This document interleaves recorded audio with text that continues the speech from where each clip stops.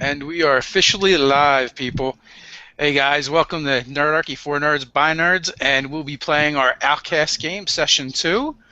And I got some of my favorite role players here hanging out with me. If you guys want to introduce yourself, I guess I'll start with Andrew and work my way to the right as I see you guys. Hey guys, Andrew Knapp, SRT Joker on YouTube. Also run the blog Low Shanks. I'm playing Fel Goldgren. And Kerry. Okay, I'm Carrie. I'm playing Evelindra. I am a wizard of the evocation class and a drow, and hopefully we'll have some fun. So, looking forward to it. Natalie. Hi, I'm Natalie. I'm playing Dexa, the Minotaur Warlock, fan of crunchy things and scrimshaw. Then we got Ryan. Hey guys, I'm playing Rask the Vagabond. He's a human paladin, but not that kind of paladin. I guess you can figure who's up next, Ted. Alright. Hi, I'm Nerdarchy Ted. I will be playing Tholwar Gemcutter, the Deep Gnome Guild Artisan Bard, College of Valor. All right, welcome all. And last time when we had left off, you guys had just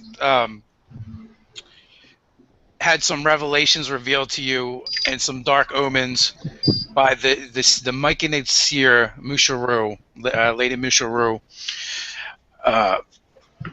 Most of it seemed to basically herald around the arrival of Dexamina, the Minotaur,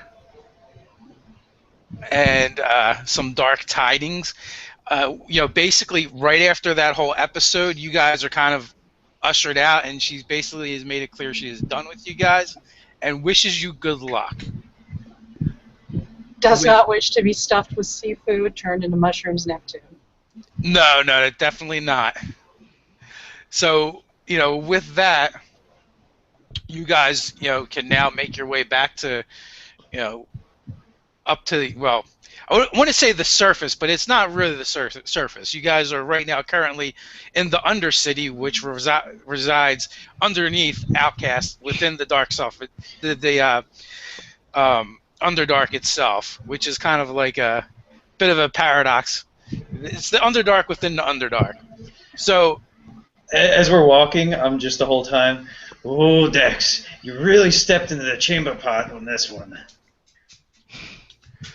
now, as you guys are, making your way through the tunnels back, ascending back to the city of OutKast, the upper levels. Right now, it seems that the tunnels are very quiet. There doesn't seem to be any activity going on. There wasn't a whole lot when you came down here, but there just seems less, and the air just seems thick with this foreboding. Perhaps it may even cause you guys to reminisce and think back to other times in your life where similarly dark things have occurred.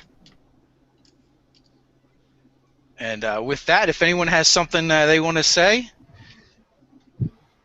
I'm good. You want me to go first? Yeah, go ahead, Andrew. Okay. So I'm having the equivalent of what I would equate to a walking nightmare. As I'm going through the tunnel, I have this flashback from my youth. You see this really posh office, tapestries hanging on the walls, like a really nice oaken desk, just finery everywhere, statues, something maybe belonging to an aristocrat. Sitting in the chair is this man that has my likeness, this deep gnome, very fat, kind of old-aged. Looks like my father, which you guys wouldn't know this, but his name is Gallywax. I'm hiding behind this tapestry, as kids want to do, kind of like peek in and see what Dad's up to, kind of spy on his business. And there's this knock on the door. Bam, bam, bam! Gallywax looks up and puts his stuff down, and he doesn't do anything. He's just kind of like, who the hell's it at this hour, Everyone should be in bed. Bam! The door comes, like, smashing open. Pieces of wood shatter off, splinter. And there's, like, this entourage of Drugar.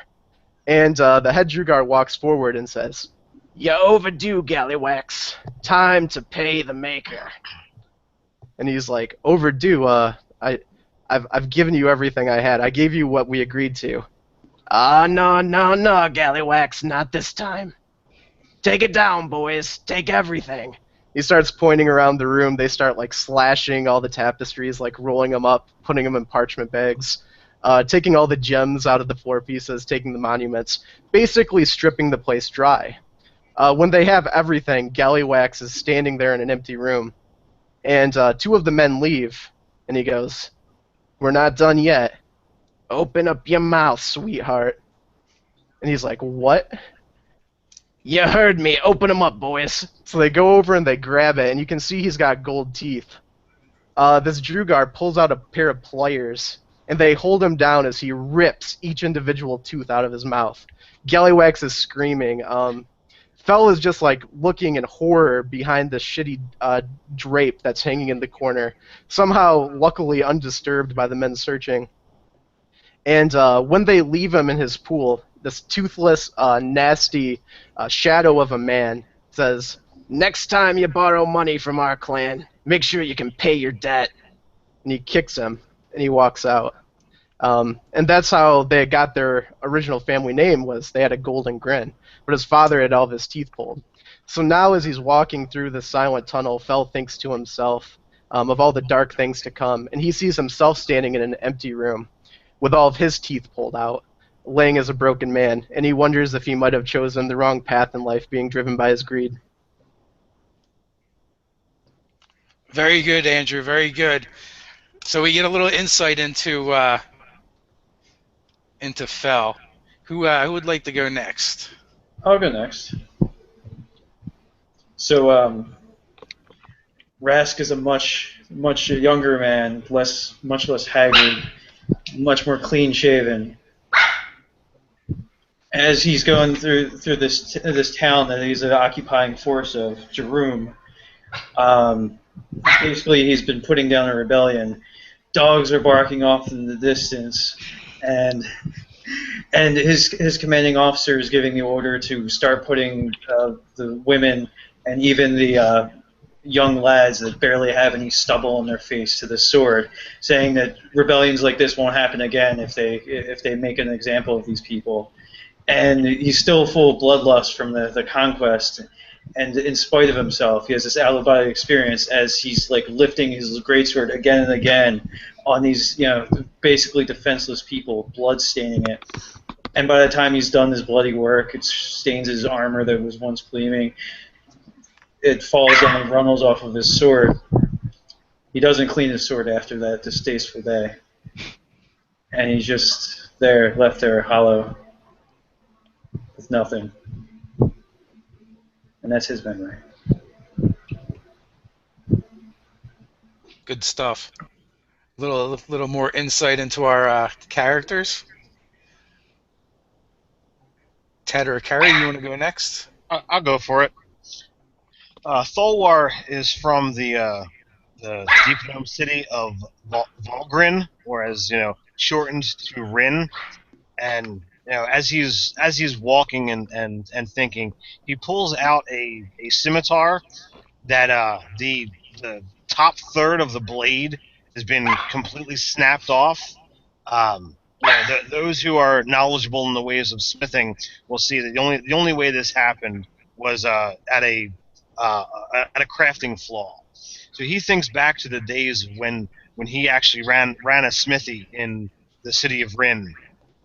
And despite his young age, he had begun developing a name for himself. So much so that when the Thane's son, Tadaris, was set to take part in a duel, Tadaris actually hired Tholwar to craft him a scimitar that would not fail him and would allow him to go on to victory. And he worked long and hard, making sure there were no imperfections in the blade. He presented the Thane's son with this magnificent weapon. The following day, he's there to witness the duel, since it's kind of his handiwork. There. I mean, yes, there's a good percentage of skill that needs to be done by Tadaris, but he knows the sword was made exceptionally well. His competitor, who's jealous of his uprising skill, Eklar, is watching from across the battlefield with a sly grin on his face. And within the first seconds of battle, the competitor's blade meets Tadaris's, and the scimitar blade snaps, and Tadaris is run through and killed instantly. The Thane Cesarin, shocked and appalled at not only the failure of this weapon, but it causing the death of his son. He casts Thalwar out from the city, taking control of his business, and striking him from being able to enter the city. Now Thalwar looks at the blade, knowing that on the hilt his maker's mark is not there, so he knows that this could not have been the sword that he crafted. So he looks back to the grin on Eklar's face, and he fully suspects that Eklar was behind some kind of switching of the blades in between when he presented it to Tadaris and when Tadaris fell. Good stuff, Ted. Good. All right, I guess I'm up next then. So as we're walking home and it's quiet and people seem lost in their reveries, I get lost in my own reverie, and it's the scariest night of my young life. And I remember my mom coming in. I'm a tween, whatever that is in dark elf years, and she wakes me up and tells me real quick to get in the cubby. She pulls up the floorboards, and off I go and hide in the cubby. And it's right after that people break in, and there's a scuffle. She tries to fight them off, but there's too many of them, and they say to her that in the name of House Ladralia, they're going to execute the traitor, and they kill her right there in the house, and off they go. And this means nothing to me. I have no idea what this means, but I've been looking for it ever since. Egads. Brutal. That's it. It's good stuff, Carrie. So, Natalie, you're up. All right. Dex is a Minotaur. All she wanted throughout her life when she was growing up was effectively athletics. She wanted to be a warrior. She imagined herself coursing through fields, long sword in hand, acting as an epic warrior, maybe an axe fighter. But one day she was captured. She was captured by what she reckons were hill dwarfs, brought into servitude. First, in a port town where her job was nothing more than hauling slop. Spent a lot of her teenagehood with, a collar around her neck, entirely enslaved, watching the comings and goings of people. Eventually she was sold. By that time she was about 16 or 17 years old, and she was brought onto a ship. She was going to be acting as a cook on board that ship. It's a sailing ship. They were privateers. She learned some skills as she went along, but every time she stepped a little bit out of line between cooking, working on board the deck, and learning to sail, she was brutally abused. After a year or two of this went back through her life, she realized that she was gaining some skills as she was going along. She had, acquired sailing. She'd acquired a bit of navigation as well, looking to the stars, trying to find her path. One night she's on board the ship, looking up into the sky, and she sees a constellation. Now, whether it was through exhaustion or the gods presenting something to her, but ultimately through the darkness, she saw this constellation of a Minotaur with an axe in her hand, in one hand, and a tome in the other. She took this as a sign, as a path, decided to spend more and more of her time learning everything that she possibly could to one day escape her bonds. She's still young. She's still looking out for constellations, but she's no longer a slave, and never again will she be. It's a bit of backstory on her. Good stuff, everybody. Thanks a lot for that. And so with these dark tidings stirs up all these dark memories as you guys are each trekking along with your own thoughts. In addition to paying attention to where you're at, no one lasts long in the beneath, which is what we call the Underdark in our world. Very long if they don't pay attention. So anyone who's spent any portion of their life in the beneath, they've developed this skill to stay aware while being lost in their thoughts, while going through their day to day. OutKast is a little bit better than a lot of places down here, but you still have to keep your wits about you. So with that, where are you guys going? Well, before I had found out that you, Dex, had stepped firmly your hooved foot into a chamber pot. There was this guy ranting on the street about. Well, he was also ranting on the street about another god, about one who sleeps. The mushroom lady, she talked about one who sleeps. The sleeping one that must not be woken. Sounds like it could be the same thing, doesn't it? I think we got some possibilities here. I think this is an avenue for us to methodically, logically track down.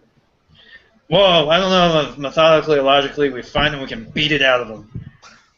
This is also a viable approach. I agree. I take a sip from my wineskin because this is not good tiding.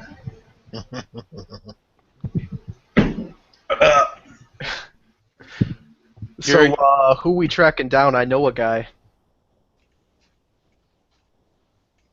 Should we first track down your guy that knows a guy so that we can know what we've got to do to find the sleeping one?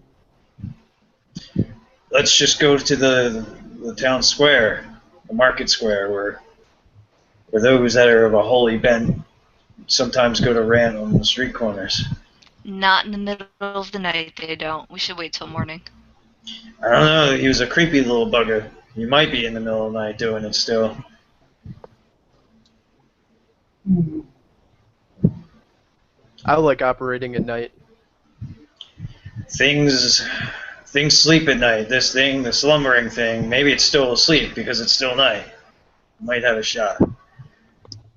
This is the beneath. Night and day doesn't mean all that much. I'm having a little trouble being underground in the Underdark, not amongst the skies. There's no stars here, no way I can navigate. How can we tell night from day? I'll tell you how you can tell. You look around the street, when all the savory people have went home to wives and children and finery, the rest that's left out there, that's the night. Those are my people. That's where we're going to get some info. You lead on, Fel, lead on. I just snicker and laugh at him. So with that, you guys wind through the tunnels of the Undercity. Every once in a while, you come across a torch sconce that's been lit. They employ different unsavory people to come down here and mine the torches and keep them lit. In better parts of the city, they actually have ever-burning torches fueled by magic. And then, before you even get to those, you have the parts of the city where they use actual lamps with oil. So you can always tell what part of the city you're in according to how the corridors are being lit, how the streets are being lit. So as you guys move through the Undercity, climbing higher to the city above, you start encountering the oil lamps once again. So you're moving on out of this portion. And also, the tunnels begin to widen and open up. There's less side corridors, and of course, you guys haven't seen any of the watch down here since leaving the Mushroom Forest. When we get to the corridors lit by the oil lamps, while it's not complete contention, a sigh of relief will escape my lips. Okay, and as you get there, you begin to smell the smells that you've become accustomed to in OutKast, which is the stink of filth and garbage, but also the smell garbage of brine. It smells like home, though. The salty tang of brine from the the sea of Evernight. As you get closer and closer to the surface, you begin to hear the waves lapping against the shore at the edge of the city. It's ever prevalent within the walls of OutKast. You guys, breach the tunnels and catch a whiff of fresh air, or as fresh as it gets down here anyway. There's scant few people still wandering the streets. OutKast is a metropolitan area down here, so there is always people around at all hours of the day and night, but things have died down. And Andrew, you are seeing more of your people, so you can tell it is night, or at least what passes for night down here. Well, Fell's no stranger to this game, the buying information game, and he knows that the hungrier a man is, the more beans he's going to spill to get some real beans, so to speak. So, looking around, I want to find someone that looks bony, someone that looks like a stray cat. Okay, no problem whatsoever. You look kind of in front of you, and there's someone that looks kind of like that in armor and has a greatsword strapped to his back. You know, that's a good point. I like looking at Rask. I say, these are your people too, Rask. I mean, you spend a lot of time down here. You want to say on this? We'll go around. We'll ask, see if anybody's got anything worthwhile to follow up on. I look over at Swool, Canker, and Boot, and do you know anything about any of this stuff? About dreaming old things, being awoken? Ever hear anything about that? Anybody drug-addled and ranting and raving? So when you say that, the Kenku begins to speak. Day or night, through light and in the darkness, never ending, never waking, always reaching, always grasping. What is real? What is dream? The sleeper awakens. And then he just shrugs his feathered shoulders. And when he says it, he repeats it in exactly the same voice of the street prophet.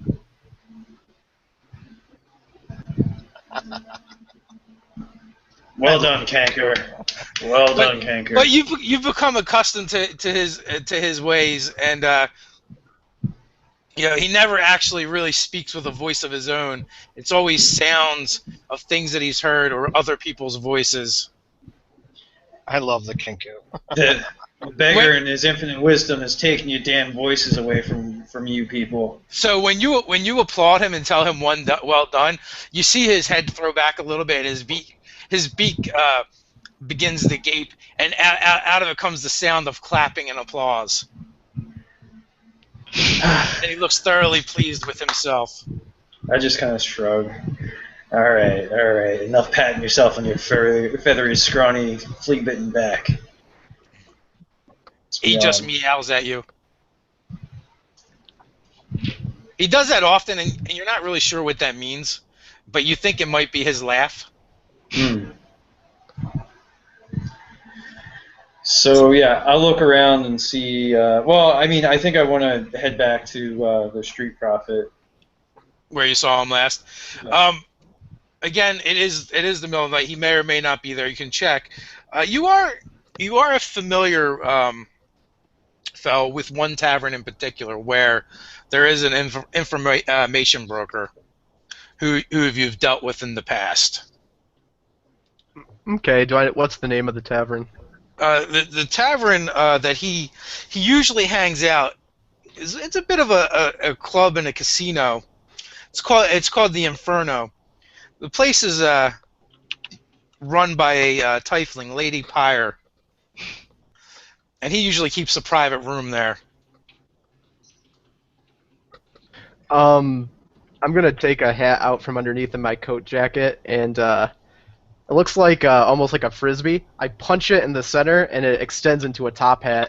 Then I put it on my head, and then flick out my wrist, and a cane extends. And I go, Okay.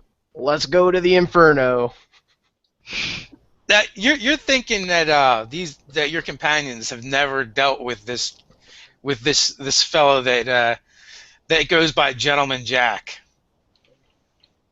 And you think they might be a bit surprised and shocked when they finally meet him.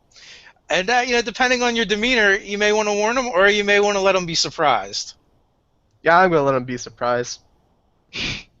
I figured as much. So you guys have to travel to for a little while to get to the nicer part of town, and as you do, it's this district is actually an entertainment district, which is usually pretty lively. Um, the, as you come up to the Inferno from a block away, you can see it because there's a scoundreled with illusion magic to make it look like it's on fire, and all around it, shadows play about the buildings. As you get even closer, there's two doormen standing out front, and they nod to you, Fel. You've seen them enough times to know them by sight, and as they know you as well. So, Yeah, I'll like skip up to him, giving a little bit of a whistle, kind of twirling my cane, and I'll take off the top hat and nod. so they nod back, and both of them are Dugars, except for these Dugars are about 8 foot tall. What? Those are some platform shoes. Which, well, your character Dexamina may or may not know, that the Dugars have innate magic that they're able to draw upon.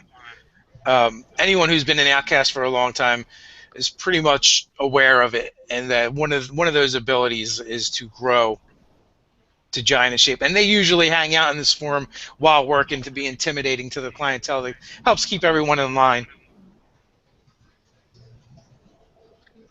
I just have to, muse over the sight of these, 8 foot tall Dorgar and, the pair of gnomes here, barely cresting 3 foot.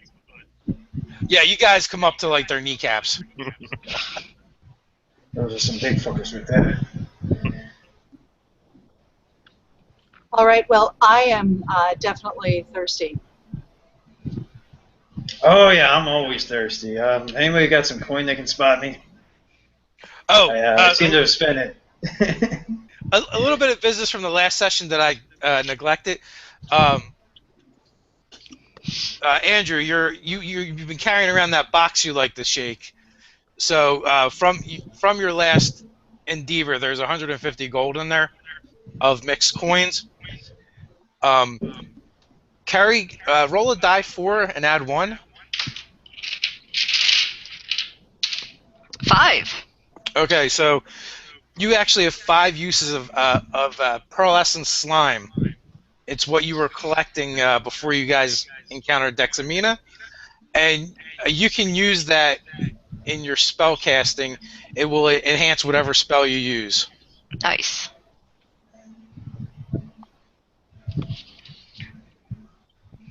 So with that, the doors are held wide for you guys, and as soon as they open the doors, bright light shines out from within, and a cacophonous sound hits you like a wall. So with all the sound and this sort of fiery, smoky atmosphere, I start to think about like war campaigns and having been in the middle of the fray and just fire and chaos happening all around me, and it was like its own little lower planes happening right on the prime. And a sweat sweeps down my brow as I look around, a little panic in my eyes, slightly dilated. Yeah, you're a little blinded, but as you gain your vision back, you can see there's an outer ring with a a bar that runs along the walls, and there's also tables, chairs, places to hang out, and then beyond that there's a pit area. From here you can see there's tons of tables with games set up, and people gambling and betting furiously. Oh, I immediately go to gamble. Yeah, It's a lucky day for you. I've been rescued. I'm no longer enslaved. I have a new roommate. It's fantastic. I Hey. want to go gamble. Dex, not all that glitters is gold down here. These people have a lot of experience in cheating inexperienced rubes like you out their hard-earned coin. Are you saying I shouldn't try my luck? I'll I keep an wouldn't eye on her. press your luck if I were I'll you. keep an eye on her. No whammies? Whatever that is. I'm gonna go with Dex and just keep an eye on things because I'll know what to look for. Okay. So as you Anybody got, here look out of place? Us. yeah, Rask looks very out of place because they don't usually let beggars in here, and the doorman actually gave you a bit of a dirty look, but it seems like they let you through. You're guessing on the merit of Fell. Great, I fell to vouch for me. Yeah, You know, who is shaking his head while he's looking at Rask, seeing how out of place he looks. so one of the things you may notice as you're entering and getting deeper into the establishment is one is there's all these golden braziers with these golden flames shooting out of them, spreading this bright yellow light all over the place. And not only that, though, behind the bar, there's a woman working, and she's wearing an evening gown. And one of the things that is very distinguishing about her, besides the fact that her skin is bright red and her eyes seem to glow yellow, and they look more like they belong on a cat and not a person. Um, every once in a while, behind her, you see a tail twitch, and coming from her from either side of her temples, there's a large rack of ram's hooves. But other than that, she looks absolutely stunning and very statuesque. I feel horribly underdressed. This is kind of like more of a upper class establishment. I was scraping slime off of rocks not that long ago. I'm totally underdressed. Occupational hazard. Yeah. I'm So debating whether I should be pressing for coin in here and working the room or not, but I'm trying to maintain decorum. you're pretty sure. Well, you know you will be escorted out if you start that in here. Thrown forcibly, yes. I'm not the brightest bulb, but yeah.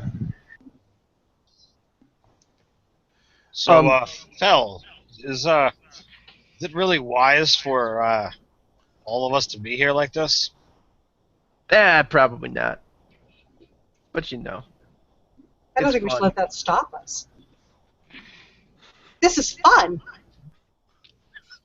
It does look like there's a lot of people having fun. Jack has a room off of the gambling hall floor and in the back. Okay, that's where I'm going. So, Evelindra, how do I gamble? Well, we pick a game, and I'll teach you the rules. So what looks like fun? Okay. Okay. So what game are you looking for? Oh, I don't know. Maybe some dice? There are plenty of dice games going on. Let's go for some dice, Evelindra. All right. First thing we do is watch, and we look for the people who are winning, and we look for the people who are losing, and we watch the reactions on their faces every single time somebody throws the dice. We're looking for the cheaters. Okay, do I see anybody that's maybe sweating or a little too overconfident? You see all kinds of people, and you may notice that, but very quietly, Al begins to point out people to you and whisper into your mind the different traits that you're looking for. So you do okay with picking it out, but he seems to be an expert. Okay, I'd like to keep him invisible for now, definitely. Do we see anybody that we have a chance with? What I'd basically like to do here is I would like to start rolling, and if it goes maybe not in my favor, have Al kick the dice over to something a little bit more favorable. Okay. So as you're doing that and hanging out and observing, something that's actually very familiar to you guys comes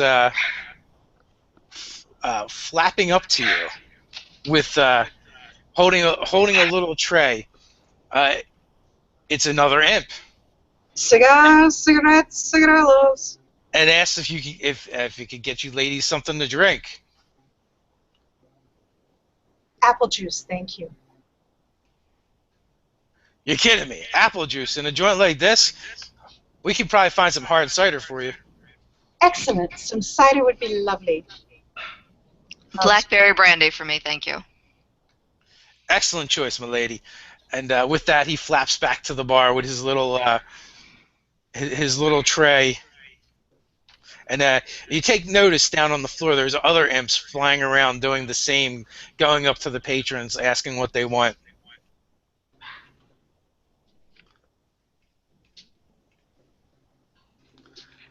And it takes them a little while to get back to you, but eventually they come back over with a mug that seems to be steaming, and a fine glass full of brandy. Excellent. Just let me know if there's anything I can get for either of you ladies. They call me Saz. I am here to serve.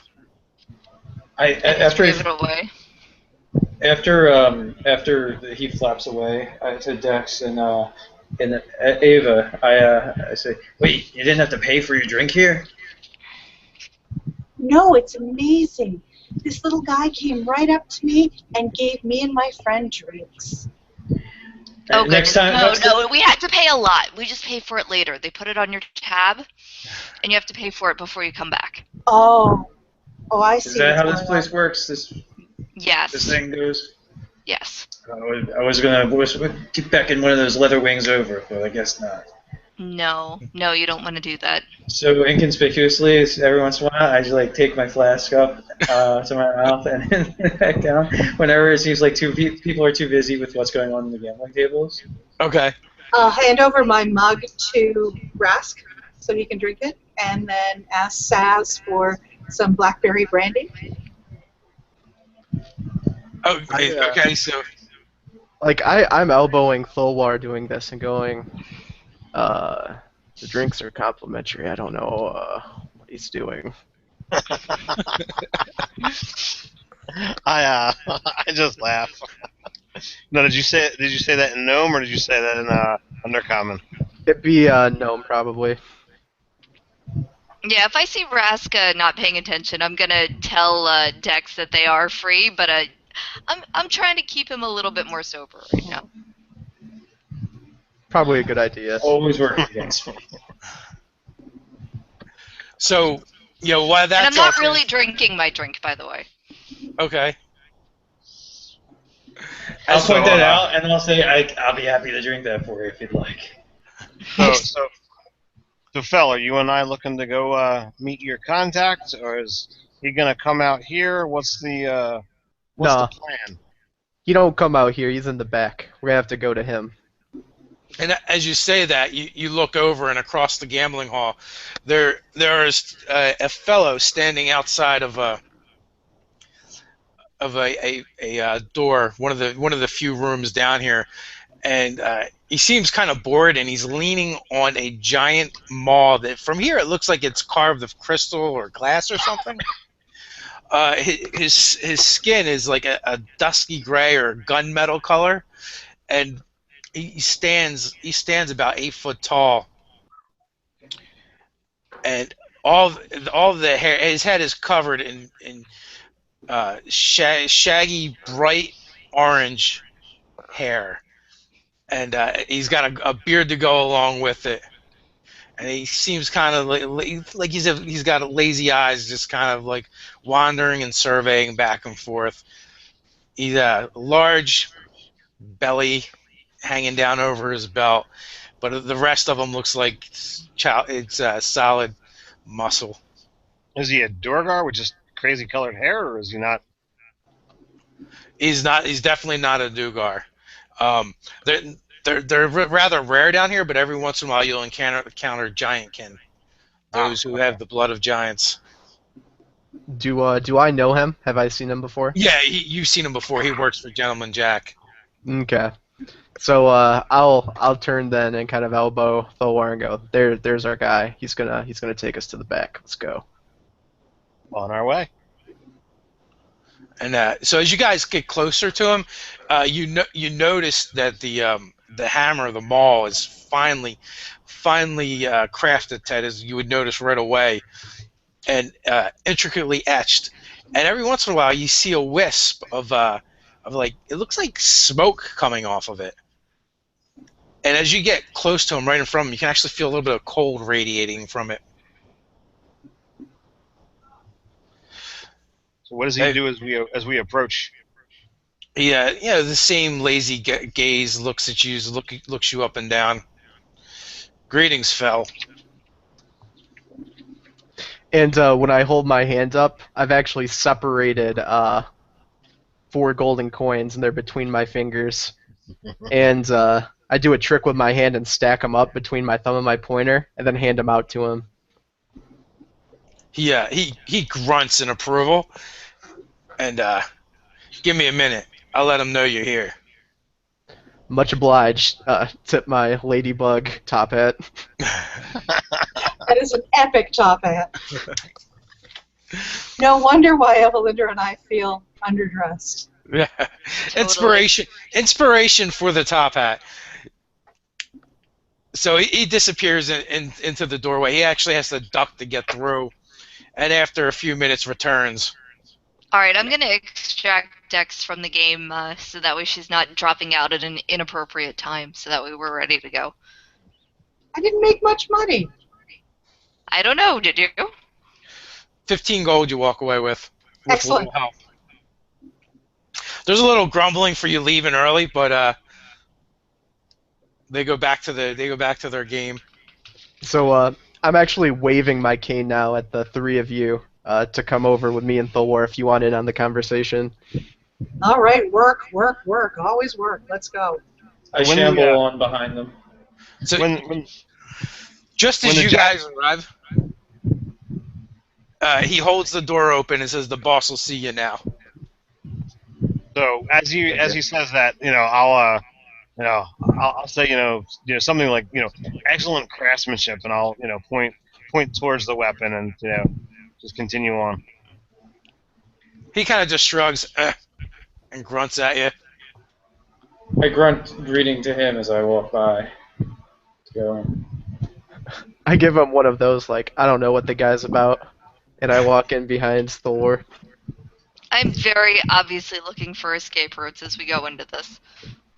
Okay, well, you're led into a large, opulent office with a large wooden desk, finely crafted, and it's actual wood too, which is kind of rare down here. A lot of things are fabricated either from stone or from mushroom, but this came from above and would have cost quite a bit. There's several chairs in here. It's brightly lit, and there's a fireplace behind the desk, and the chair is turned to the fireplace. And as you guys come in and your boots scuffle across the floor and the door shuts behind you, the chair swivels around. And the first thing you notice is the light reflecting off of a monocle. And that monocle is sitting not in front of an eye, but more like a groove carved in to this giant brain. On top of the brain is sitting a derby, cocked to the side and way undersized, but looks very well crafted. Beneath the monocle is a beak that looks like it belongs on some kind of predatory bird. And then draped and dangling throughout the seat and hanging over it, so many of them crossed, like someone would cross their legs, are these 10-foot long tentacles. And Tentacular. off to the side, one of the tentacles is grasping a very fine carved wooden cane with a raven made of silver topping it, and he is gently tapping it on the ground as he turns and swivels in the seat. So, Fel, it's been a long time. Yeah, I'll sit down across from him in a chair that I'll just assume is there. And as I do, I say, yeah, it's been a long time. Something's different. You do your hair up different or something? Ha! Always the jokester. You know I haven't had any hair in a long time. Yeah. Well, So, we need some information. Pay is gonna be good. excellent. Speaking of information, who are your friends? I just turn around and take in this motley crew that I'm traveling with. Yeah, don't bother with them. They're inconsequential. Here's what we need to know. The god that sleeps. What do you know about him? The god that sleeps. You get all theology on me now, theological even. And no, I find no one is inconsequential. At some point, sometime, somewhere, some way, everybody matters, at least a little. I'll shoot him a smile, and you see that I'm missing two of my teeth. And just to play back to my intro, and I say, sometimes folks like this don't want to get involved with what we get involved with. Fair enough. But anyway, your friends might want to know. They call me Gentleman Jack. Yeah, hey, this is Jack, and I introduce him. Kind of, he's as rich as a trade prince and as greedy as one too. So sleeping gods. What is he? What are you talking about? Just looking at the at our Minotaur at Dex. This Minotaur seems to be at the center of something. Well, that Something doesn't that's sound. not going to go good for anybody around here, even That those doesn't. that are into the gray businesses like you people. That doesn't sound inconsequential at all. That sounds like the opposite of inconsequential. That sounds actually even. He brings up one of his tentacles and strokes under his beak. That actually sounds consequential. Now wait a second, Jack. Step back now. Step it back a bit. I'm playing my cards close to my chest. I see the dollar signs in your eyes. You're not going to exploit this one. Ha! Always the funny one. Always the card in my eyes. Ha! I'll step back just a little bit. Just a little bit. So, Dave, I've never encountered one of these before, have I? Probably not. No, they're kind of rare. And they're not normally a civilized situation either, right? No. So, am I able to read this guy at all? What are you trying to read? You're looking at a beak, a brain, and a mass of tentacles. I know, like, you can't look at, oh, well, is there change in skin tone? Is he sweating? Like, how can you tell whether he's telling the truth or not? I'm trying to get a bead on it, and I'm not really seeing anything to point me one direction or another. Exactly. That's what makes him so good at what he does. Damn it. Can I go into his mind? You can use telepathy, yeah. No, I just want to read. Oh, you're gonna cast a spell? Yeah, detect thoughts.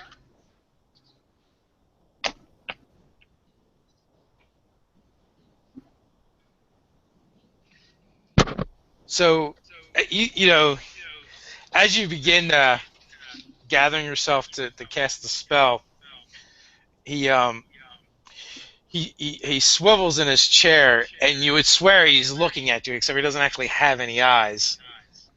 And says, "What are you doing there, little miss?" Oh, I was just planning on counting my winnings from gambling downstairs. And as he says that, he brings up two tentacles, and they kind of he makes like he's tapping them in the air together, but instead of actually touching, like bolts of electricity begins to bounce back and forth between them. Ooh, how do you do that? It's just a little trick of my people. Very interesting. Very We interesting. and this is a we have just met. It'd be very rude for you to continue with what you're doing. My money? Counting my money? Listen, little lady, I've been in this business a long time. I didn't get to where I was by being a rube. Now, I'm willing to overlook this little misunderstanding for the sake of Fel. We've done a lot of business together over the years.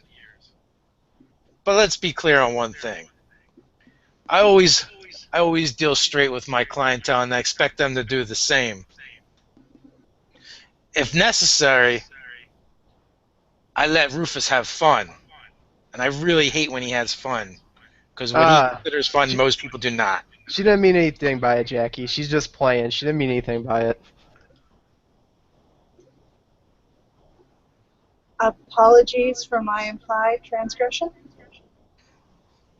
It's quite all right. We're all friends here. There's like an awkward silence in the room. So, the god that sleeps. You know, it's funny you should mention that guy. That guy he was barely even known of before a little while ago. Then that crazy half drow, he started spouting off about him all the time. But there's something people don't know. I deal in information. I help people find things out. But I also have another little side trade I like to do. It's not something I like to. It's a service. I provide it. People need it. They want it. I got it. Sometimes things are really tough in the beneath. Even in OutKast, where we have it so opulent and nice. So people would come to me and they'll ask me for stuff. The lullaby. They all want the lullaby. Some What is people the lullaby? some people use it for recreation. Some people have trouble sleeping at night. Other people, they've just had enough. So they'll come to me after they scrape up all they can, and they'll buy a big heaping dose of the lullaby. And then they take it and they just go to sleep and all their problems go away for good. What's in this lullaby? Hey, how do I know? I just sell the stuff. But Deza, he's one of the ones that comes to me. He says, I could use some lullaby. I had enough. My life isn't getting any better. No, I'm drow. I'm human. Everybody hates me. What can you do for me? So I give him a big dose of the lullaby. Funny thing is, guy sleeps for like 3 days and then wakes up talking about these sleeping gods, and we're all just living in a dream. I don't know. Where's the schmuck at? Well, usually you can find them on the street corners, yelling and hollering and hooting about. Time to get right. Time to wake up from the dream. Or is it go to sleep in a dream? I can never get it straight. He's three ways of crazy. He sounds quite mad. But usually you can find him on the different street corners. He likes to go where there's a lot of people. Until the guards chase him off, then he moves to another street corner. Really, See, kind of harmless.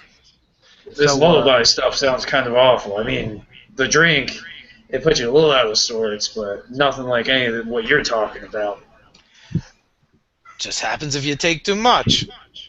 How do you know it's too much, too much? Well, that's a good question. I'm usually a pretty good judge, and I give them what they want. How much to Where do you get it from? I got my connections.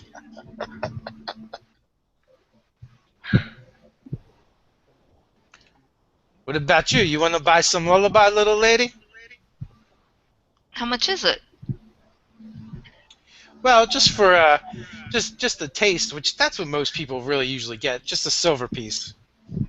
I'll take some. So he goes into a drawer and he pulls out a little purple vial. You can see some liquid sloshing around in it. Puts it on the desk and pushes it towards you. I give him a silver piece for it. Felt tries to wave his hand at that, like, don't exchange money with him. Don't worry about it, just put it on my tab. So I'll know, take my silver piece back, and I wanna open up the thing and sniff it. Smells like lilac. Hmm.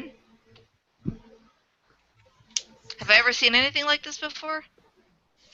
You probably have worked with some reagents and chemicals and different alchemical stuff. So like, given some time and your resources at your lab, you could probably possibly figure out what's in there. Excellent. Do analysis so it can be competition. I just gotta know. I just gotta know.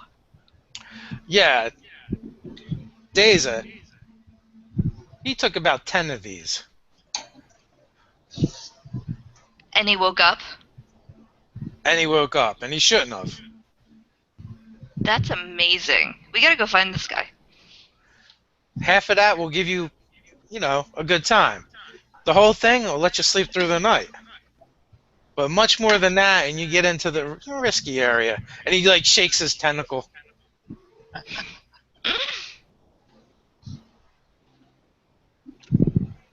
So, seems like this Deza is the next person we ought to be having words with. Yeah, we should get going. And standing up, I say, thanks for the info, Jack. Just send your man over like usual with the bill, and I'll pay it. Sure thing, Fel. And I'll keep my ears to the ground. If I find anything else of interest, I'll let you know. This may sound naive, but do you even have ears? You don't see any ears. He's like, yeah, it's an expression.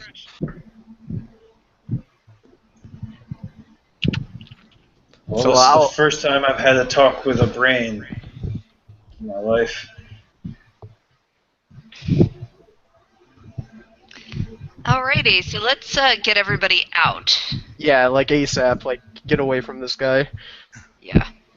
Like out the entire thing out in the street.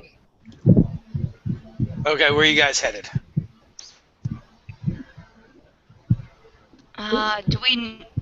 Would I recognize a half drow? Is that somebody I would have known or seen or might know where he hangs out? Uh, there's a good possibility you may have seen him preaching on the street corners. Most people. He's out during the day usually, is what he said, right? So. Yeah, when there's the most traffic. Gotcha. Alright, what I want to do is, I probably can't get into the places now, but I want to find books. Anything that I think might mention this sleeping god. Is there a library or anything nearby? Is there a bookstore? Where would I go? You can find probably a couple different bookstores to check out, as well as there's most of the libraries in OutKast would be private. Do I know anybody well enough that they would let me in? You probably have some acquaintances that you might be able to beseech for a peek. Alright, well, I'm not going to wake them up. Tomorrow's mission. We should probably get some shut-eye before we go looking for this Deza.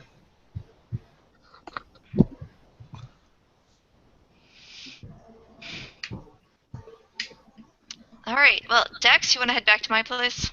Meet up with Let's these guys in the morning? trot on back. Alright. So are we going to set up a meeting time in place? Yeah. See you guys at my place in the morning? Works for me. Not before 10 a.m. These days it's been kind of rough. Drink some water. What? That's Swill. Not you, Swill. Yeah, come back to my place. I'll get you a ham sandwich or something. Oh, great. It's been, I don't know how many days since I ate a solid meal last. Looking forward to it. 2. I think it's been 2 days, boss. Speaks up one of your hangers on. Don't worry, I'll give you a little something too there, Swill. Get the crust. So with that, you guys split up and head to your separate dwellings. I have a little bit of bookkeeping to do when we get back to Live Well. I take out the gold from the chest and I break it up and I give Ted 75 pieces for So, his character.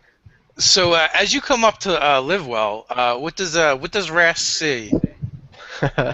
So there's this neon sign that's missing some of the letters and like sparking and purple neon. It Live Well. It looks broken down on the outside of it. There's like a electric chop shop. There's like gears and parts laying against it, and it says underneath of it and like on a sign like a placard, the various services I offer, faith healings, usury. Just like it's a ton of stuff, and none of it really matches up. It's kind of like a Well, shady random business. assortment. Yeah, random assortment of things. But the inside of it, it's just gutted scat like salvage stuff I've found and taken, stuff I probably took from people that owed me money. You could find a lot of crazy shit in here. It's nicer digs than I have access to. You would notice, Rask, and this might be a point of interest for you. There is a large, ornate bronze statue of a mole, like pushed up against the wall. And I don't know, what's your? You might want to make a religion check to see if you would know it, but it's Erdlin, the god I worship.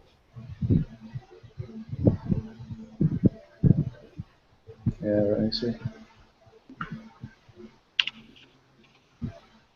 Yeah, I probably don't have proficiency in it, and I probably didn't roll well enough to do anything. Because I'm not that kind of paladin, that is an 8, so probably not. I know what the man on the street knows. Yeah, so it's some weird-looking statue that has a slot in the front of it for me to put pieces of gold. It's actually like a machine deposit. Like I pay it. I like pay this statue. Hmm. That looks like a poverty of soul there. Yeah, and you'll see me walk up and like put a coin in it when I come in and do something ridiculous with my hands. I wonder if there's places we can go for nicer clothes, Evelindra. Probably in the morning, not right now, but I start like digging through piles of stuff, but everything's my size. Nothing miniature sized. Sorry.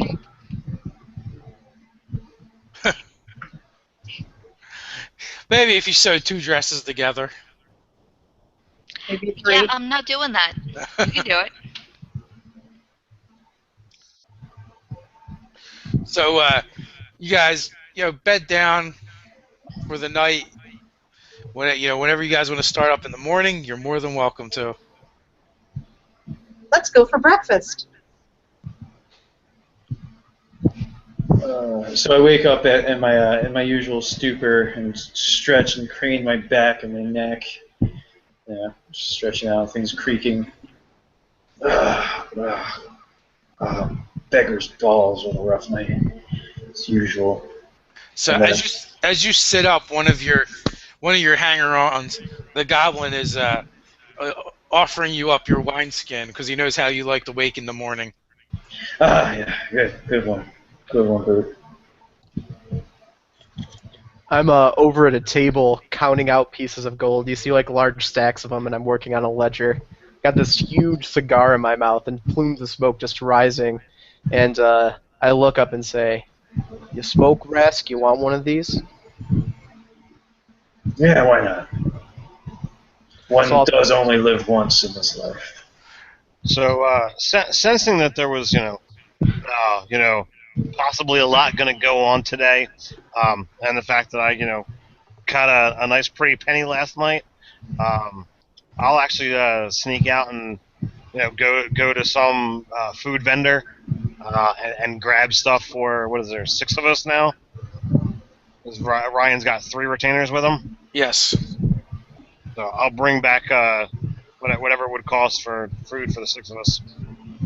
Okay, so as you come back, Fel and Rask are enjoying a fine vintage of cigar, and in the corner, the Kenku, and Rask, you probably just noticed this when the door opens with Thal coming in. He's got your greatsword once again, and he's trying to scrub off the blood stain. Hmm. It's never gonna work. Some stains can't be wiped away. Canker. And you're familiar with this ritual because every morning he grabs your greatsword and he tries to clean it, and every morning he fails. Just shake my head. But as Thol comes through the door, he looks up at the sound, and then all three of them begin sniffing and raising their heads as they smell the food. I will give it to all of them. Oh, the beggar bless you, Thulwar. This is much welcome. Much welcome. This is better food and more food than any of you've had in quite some time. Your three beggar retainers have been following you around. The Kenku just totally drops your sword to the ground. Has been completely forgotten as he digs in, as do the other two. Ah, yes. Quite satisfying. This is. Beggar's blessing to you, Thulwar. Anybody that tries to do you in, I'll get him first. I'm going to wake up, slowly stretch out, grab Evelindra, suggest that we go to a place where I can get maybe better looking robes to wear or something. Lovely dress, maybe in my size. 15 shiny gold pieces in my pocket before we meet up with the others. All right, I know just the place. We're gonna go right down the street. Practical gear. Practical. All right, so we'll practical. First, we're inconsequential, then we're practical. Yes. When we get back, we can have the peas porridge that's been in the pot 9 days old. Nice. Yummy. Okay, so is this a place you frequent often? Do I look like I go out and shop for new clothes all the time? No. I guess not. No, definitely not. Especially not with the piles of junk just lying everywhere. No, they know me because we're on the same street, but that's about it. So as you go through the doors, the bell chimes that's attached to the doorway, and an older woman, Dugar woman, looks up. Evelandra, it's been so long since I've seen you. What brings you here? I need some new clothes for my friend here. Do you have anything in her size? She looks Dex up and down and begins clucking her tongue. Not much, but I'm sure we can find something around here. Thank you very Insert much. montage from Pretty Woman. Excellent. So, young lady, what is your name? I am Gleena. Hi, Gleena. I'm Dex.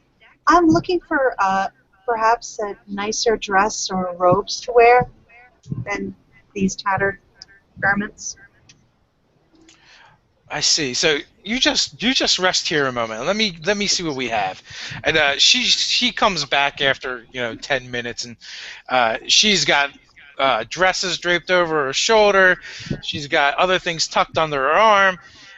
Her other hand has got other things draped across it, and she begins laying out various trousers and blouses and dresses and robes. Matter of fact, you're pretty sure a couple times that she's going to totter over with all the stuff that she's carrying out. But she seems to manage and catch herself before she falls, and she begins laying the stuff out on racks and across the counter. Let me know, lady, if there's anything that you like. Gleena, times are doing pretty good with you. This is quite the assembly you got here. Well, I keep my hands into anything I can find. You just never know when someone's going to be looking for something. Helena, I'm very much interested in the dark blue robes, but also that lovely brown trousers and ivory blouse. Milady has wonderful taste, and she's like grabs the robes and she's like holding them up to you, to show your friend how it would look on you. I think very wise decision indeed. So can we make a deal? Try them, see if they fit. Absolutely. So for these, 7 silver pieces for everything. Fantastic. I'll buy them and I'll immediately put on the robes. Okay. Just as I suspected, it looks wonderful on you. Thank you, Lena. We'll be back. I turn around and look at Evelindra and say, these are the clothes of a free woman. Excellent. So she looks you up and down, and she's like, there's one thing that would go wonderful with those robes. I know just the thing you need.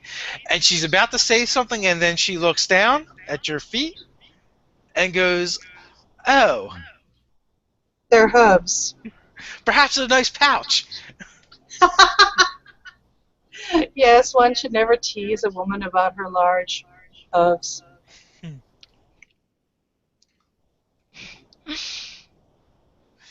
Well, thank you for coming here, and thank you for your patronage. All right, Evelindra, off to join the others. We have much to do today. And as we trot out, I mentally summon Al for the day. And he comes immediately. I'm here to serve, mistress. What can I do for you? What do you think of the new outfit, Al?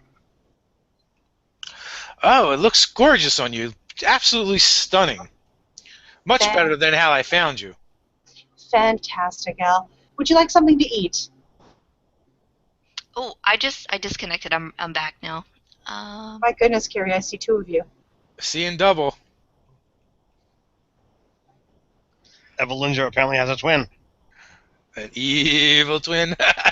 That's a good one, Andrew. Mirror image. Oh, it's Evelindra and Goodlindra. Yeah. Awesome. Awesome. So off we go. Evelindra, let's grab, we'll grab maybe a more palatable bite, somewhere where we can stop for fresh toast. And we'll meet up with the other part of the team. So it's easy enough to find some place to grab a bite. All right, sounds good. Let's do it. So you guys meet up to... Where did you guys decide you were going to meet at? I think we were going. Okay. Yep, back to the alchemy shop. All right, so you guys are, midway through your breakfast when the rest of them show up. I apologize, guys. We just simply stopped at a local shop for some toasts and some salted fish. We don't have any extra for you. I apologize. Thor took care of it. He's a good little mate. He is. Vel kind of raises the cane he's walking with and says, "There you go, much better. You look very presentable. This one could take a lesson from you." And he points his thumb at Rask. Hey, will those robes stop a blade? I think not. I pat my scale mail armor. No, but the smile does. When you say thanks to Thor for the meal, you hear the sound of applause, and again the Kenku's mouth is hanging open as his feathered hands rubs his belly, and he's nodding his head. I think Kanker likes you, Thor. Yeah. Comes with the territory. I'm not sure if he's male or female, if he's a she. He's also the Kenko is also the most vocal of your retainers as well, even though you never know what he's talking about. Yeah, sounds about right. Shall we get on with all this? What's the plan for today? We're looking to find was it Deza? Daza. Daza. Could be interrogation. Could Well, be the something days else. is dragging on, so let's get moving. Usually those who will stand on a corner, spouting whatever they have to spout, will answer questions freely. Yeah, we could pretend to be like very interested in the nonsense he's talking about. That might work. I Well, That should could not be be a interested stretch for in this you. lullaby stuff that we have. We'll use that if we need it. I think you should take point on this one, Rask. You know your way around a corner. Sure, my blade can the flat of my blade can serve as a pretty serviceable lullaby as well if need be. Flat, no need to stain it with more blood or anything. So, in no time at all, you actually do find this Daza. He looks like the drow version of Moses, and his robes are ragged, hanging off his body. They're nearly see-through. He looks emaciated and skinny, even for an elf. But he's got this crazy, wild shock of white hair and beard. It's almost like a mane of a lion, and it seems to go in every which way. And his eyes, they're a pale blue color, and they seem to like stare off in the nowheres as he's speaking and prophesizing from the corner. He's got a small group of people around him, and after he makes a statement, they'll call out, "As the dreamer awakens," and then he'll go off with something another prophesize, and then they'll do it again, and then they all just seem to be in like a trance as they listen to him. I'll fall into the pattern, the rhythm. As the dreamer awakens. As the dreamer awakens. Most like listen, take it in. Most of what he's saying is like that. What you heard him say before. He seems to be repeating that over and over. But now when he does it, after each line, he's got a choir that chimes in, and you see him looking around and taking everything in, and his hands are all over the place. He's standing on a crate. Doesn't seem to take any notice of you guys. So is there anything useful in the nonsense he's spouting? It seems like a lot of gibberish and nonsense, just as you said. I guess we'll wait till he's done. I start inserting like insults into it. The beggar's ball sacks as the dreamer awakens. You flea-bitten, bottom lumbering. I just make up my own stuff as the dreamer awakens. So he goes on for a while, and he finally like breaks this trance, and he looks over, not at you guys, but at a group that's coming down the street. It's actually the Watch, and you see him huff and sigh, and he snatches up his crate, and he like whips his head around, and begins to walk hurriedly away. And the vagrants that have been kind of gathering around him, like almost like snap out of a trance, and they stand up almost as one and begin to walk with him. Does the Watch notice or care? They seem to be going in that direction, but as soon as they see him like stop and go to begin moving away, they stop and they're just watching him. Watches. Well, I'll just start following in with the crowd of vagrants because I fit right in. And Rask, you're familiar with the drill. You know that eventually you stand on the corner long enough preaching. Eventually the Watch comes along. They ruin your religious ceremony. They've got no respect for religion whatsoever. No freedom. They end up of running religion. you off. Right, and then you just pick up to the next spot, and then they run you off from there, and the next one, you just kind of go in circles around the city. Yeah, it's much easier just to move before they move you.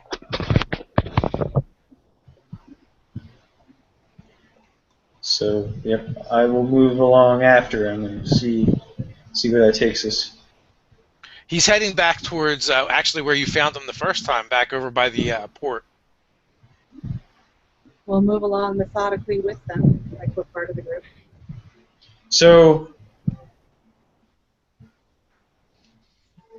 I try to, like, can I get anywhere, like, near him? Within earshot of him? So it's not really hard. I mean, you have to kind of shoulder your way through some of the other people, but they're not keeping you from them.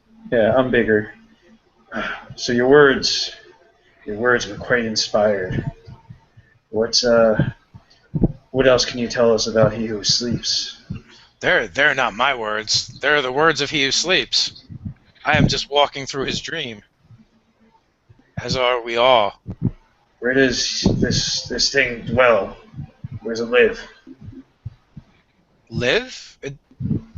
It's everywhere. We were walking through the dream. Hmm. I used to be asleep like everyone else, but then I awoken. I awoken in the dream. Soon, the dreamer will awaken, and the faithful will come with him. Come with him where? To the promised land. Where's that? We do not. There is no way to know. We just go on faith that we will be rewarded for our vigilance and service. So what's the offer? What's his reward? Women, tits and wine. What's in the afterlife of this promised land? Whatever it is, it's got to look around. This has to be better than this. This is hell. When is he coming? I cannot say. It's not my place. I do not know. I'm just a humble servant preaching the word, so others may awaken and walk through the dream with us until it is time for us all to bid the master's call into the promised land. How will we know when the master calls? Oh, we will know. The beauty around you will astound you and nearly blind you. The abundance will be everywhere. You will know. But first you must awaken within the dream. How do we do that? You must accept the master. Some are not strong enough. What is the process of accepting the master? He around his neck, he has a leather cord, a leather thong, and he pulls it out. And attached to it is a purple vial. Except for this vial is much larger than the one that you recently received about Evalandra. Sorry. And he says, "This was my doorway. This is the gateway that I traveled through. I was so desperate. I just wanted it all to end." Is that lullaby? Why, yes, it is. Can I see that, please? He's holding up the vial, but like he almost holds it with reverence, as if it's a holy relic to him. Well, can I reverently, say, please, can I examine that? So I may know as well. So he takes it off and he hands it to you, but there is only one way to know. The faithful are chosen. I just want to smell it. Okay. You smell it. It smells exactly like the vial that you had. A little fainter because it's older and it's empty. But there's definitely it's empty. Yeah, it is empty. Okay. All right, then I give it back to him. There is a few among us that have proven themselves worthy of the faithful. Like Zach here. And he points to an orc who doesn't look altogether with it, and he's also wearing a leather thong around his neck with one of those vials, and it also appears to be empty. The truly faithful, those who have been chosen by the sleeper, those are the ones that are allowed to awaken within the dream.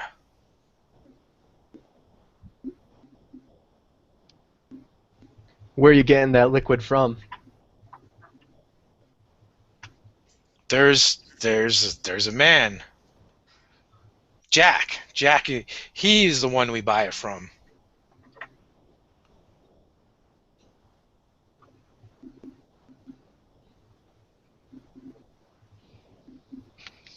So I've got the one with me. I'm gonna pull it out. This stuff, right? Yes, but that is not enough. That will not allow you to awaken from the dream. How much First, more do we need?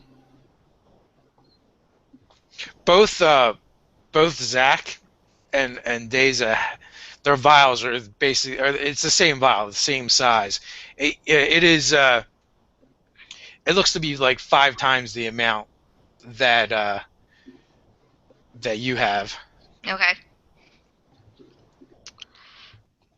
All right, so I'll put that away. How many of his followers are standing around us?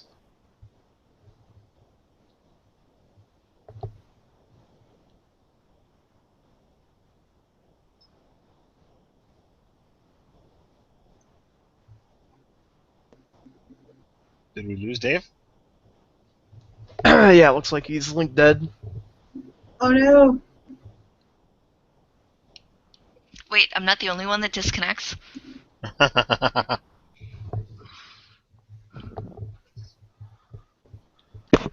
We'll basically need a new hangout too, since he's running it. So. Yeah, he's got like 3 minutes to get back or something before it de-lives itself. So we can just make up the information when he's away. So there's 8 followers. Good. We can take him. So we knock them all unconscious. We take all their stuff. One of them is a holy avenger. Alright. Yeah. I'm seriously thinking about killing this guy because he just openly told me who sold him that drug, and that's like a big taboo for Jack. Yeah. Might alleviate me having to pay him. Well, technically, he only just said some guy named Jack. It's not like, he totally went and said, "Oh, well, you get it from this guy right here." He narked. He did narc. Ted's a softie.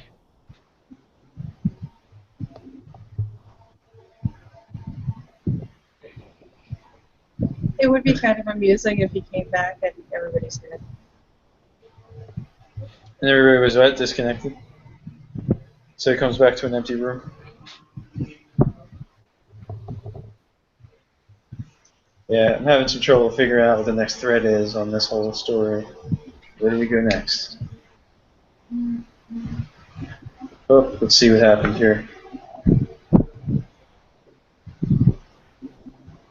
Alright, so I got a message from Dave that he's working his way back to you, dear. Well, to those watching at home, thanks for tuning in, and just kind of bear with us through those technical difficulties.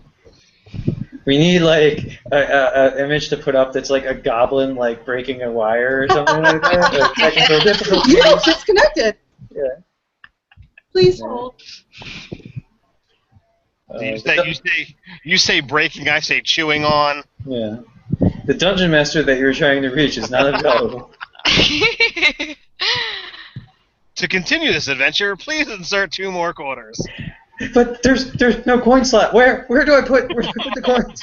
And you're like opening the disk drive. What? Where?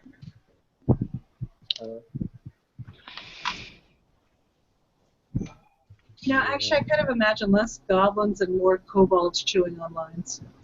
Yeah. Nerdarchy's kind of got this goblin theme. Yeah, there is that.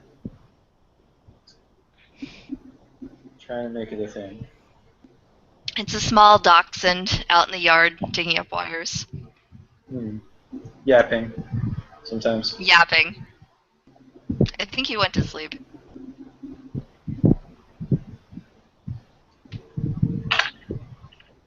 Alright, Dave, what's going on? Oh, there we go. Well, look who's decided to show up. Hey, anybody can game with a DM. Yeah. All right, so we got the information. Ryan found a holy avenger, so I believe we're good. Nice. Yep, game over. Game over. That you guys have won D&D. We won. Everybody's dead, and we've converted 4 of the followers. Nice. Beggar King all the way. Beggar King 2016. So where do we leave off? I think somebody was asking how many followers were around Deza. Oh yeah, Andrew, you had started asking about followers. Yep. How many of his clergy are standing around us? There's like he's got a flock of about 15. 15. And you see those leather thongs around the necks of a handful of them, but not many. So I'll ask him a follow-up question to my lullaby question. This Jack, where is this Jack? Who's this Jack? He's the only person you can get the lullaby from. They call him the gentleman. Okay. Gentleman Jack? Yep, that's the guy. Never heard of such a thing. He's an odd fellow, but he's very trustworthy. He's yet to fail us in our times of need. It's hard to come by down this shithole. It is the only person I know that has it. I try not to look too excited.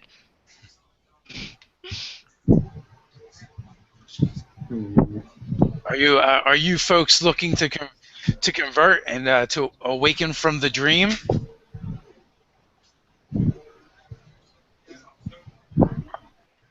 Well, I'm looking for more information. I want to know everything I can. So if I know more, that it could be something to do. Where It's very do you congregate? We congregate wherever we can before the watch runs us off. But it's very simple. You're either worthy or you're not.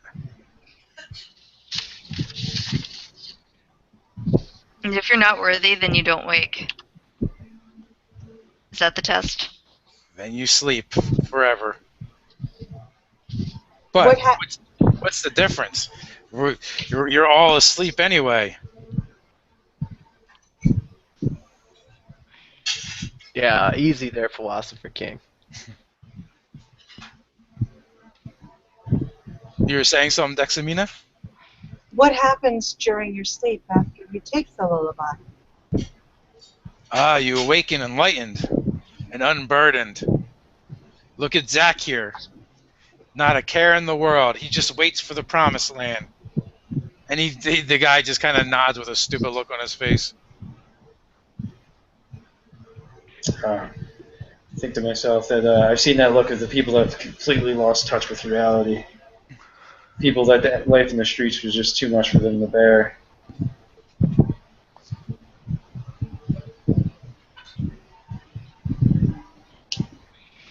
And the whole time when he's talking with you guys, he's kind of, for the most part, trying to keep moving. And it looks like he's looking for the next spot.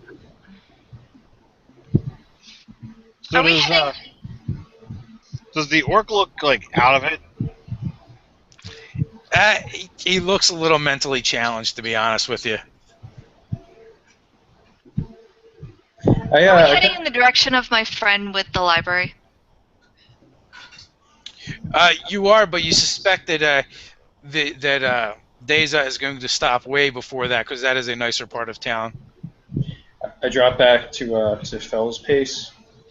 Nah, I don't know, Fell. Usually I resolve most of my problems with the pointy end of my stick, my sword. But say we do all about all this. Seems like the only way we can figure out something is somebody takes the damn drug, maybe, or I don't know what else. And he's clearly suggesting a lethal dose of the drug. Yeah, well, maybe we force somebody to take it first and watch what happens. I don't know if I can condone such a thing. Yeah, Many well, things it's I not can like let slide. we're not gonna kill people, Ras. We'll go down to the market. We'll buy ourselves a slave. No. We will not. This will I'm not. whispering this just to Rask. No, no. Oh, what's wrong? You feeling soft on the slaves, huh? And I elbow him. I'm, I don't believe in the slavery state. There, fell. Yeah, well, you're a glowing lantern in a dark city. Dimly lit, but I'm afraid so. I wish I was more lit than I was now, to be honest. So all of a sudden, Deja just comes to a dead stop and it stands uh, up straighter and tall, and then he pivots and turns to you guys and says, "You want to see the proof?" Proof, yes, proof is what we want to see. That would be fantastic. And so, like he's got his finger in the air, and you want to see the proof, and then all of a sudden, then you can see him like almost like he's listening to something. And he goes, "Tonight there will be another ceremony. We will baptize another dreamer, another sleeper, and you can see." Where and when? We're invited. Yes, you can see. You can see the truth with your So- own eyes. So When looking at the way these bums are dressed, I'm guessing it's casual. Yeah, that's a good guess. So there is a place that we go that we won't be disturbed. Down on the wharf, there's an abandoned warehouse. That is where we hold the night ritual. That is where the sleepers are given the chance to awaken. how many of the faithful was it going to take for the sleeper to awaken? Do you think, give or take?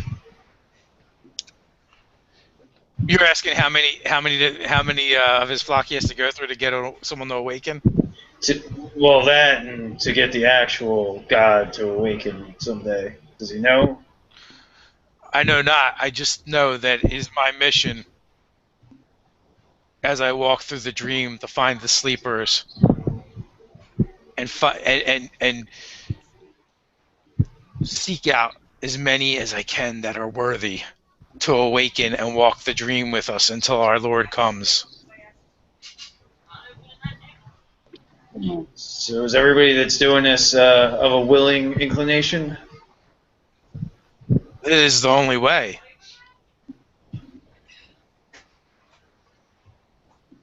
You cannot force a sleeper to awaken. It never works. Never. I tried it. I tried it before. The result is always the same. I wanted to help them, but I couldn't. Oh yeah, how many helped? Helped. After a dozen or so, we gave up. Only the willing will ever be shown to be worthy. Hmm. All right, we'll come to your little sleepover party. Good, excellent. We hold the ceremony at the 12th hour. That's not ominous at all.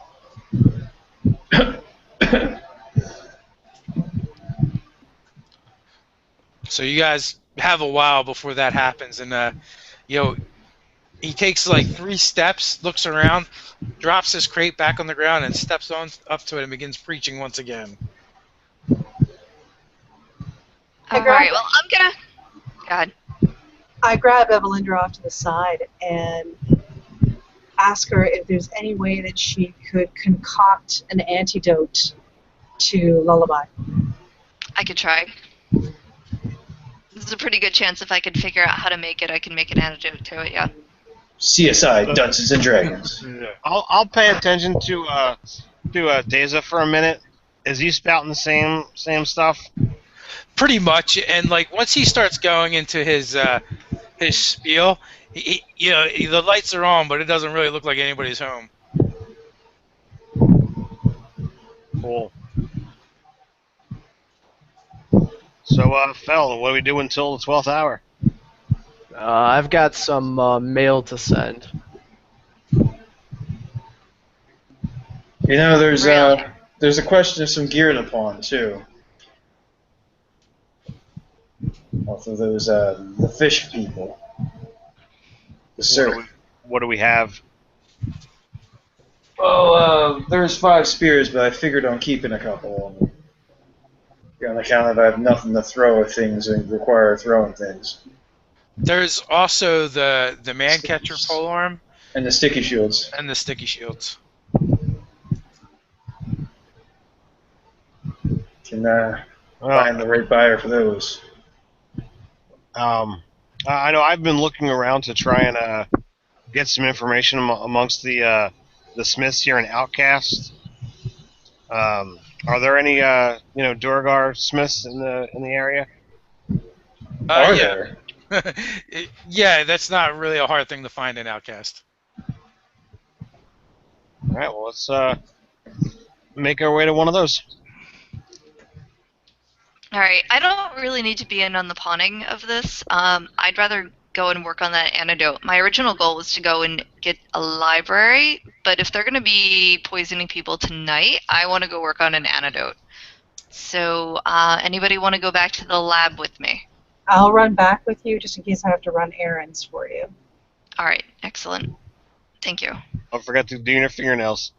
Come It's on, have a great. It's casual. It's casual. I thought we were clear. It's not like we're going to Inferno again. I'm just teasing you guys. The girls are sticking together. They have to Yeah. powder their noses. So, okay, so you guys With split up. gunpowder. Yeah. With a little alchemist fire. Yes.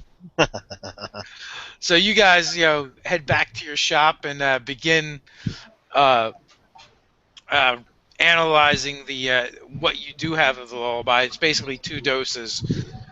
So you're going to spend some time basically exposing it to different alchemy regions and substances that you have to see how it reacts, and comparing it to other things. You probably have a small library as well where you're going through and trying to get a better grasp of what the actual poison or drug is itself, by comparing it to other things that you are familiar with. Hmm. And Yeah, I would assume we get some explosions and smells and all kinds of strange reactions going on, which is par for the course and completely normal to all of my neighbors. nice. Yeah, when once upon a time they used to come running to see what was going on and make sure everything was okay, but they gave up after a while. All right, so do we get anywhere with it? You do. You think you're on to something. It's just going to take a little bit more time. All right. So Ted, there is a smith that you've dealt with in the past, and actually Dugar, while not like their other dwarven brethren, are still very good at what they do. They're very good smiths. They just don't seem to take the joy and pleasure in it that their better-hearted kin do, and they definitely don't practice it as an art. It's all about function and form. So The rumor has it that somebody in this city is working with the opalescence. And that's something that I'm looking to add to my repertoire if at all ever possible. Just to catapult me above the rest. So I'm trying to establish myself with as many of these smiths as possible to get on their good side and be able to figure stuff out. so you've been working that angle for a while, and you've yet to really break in.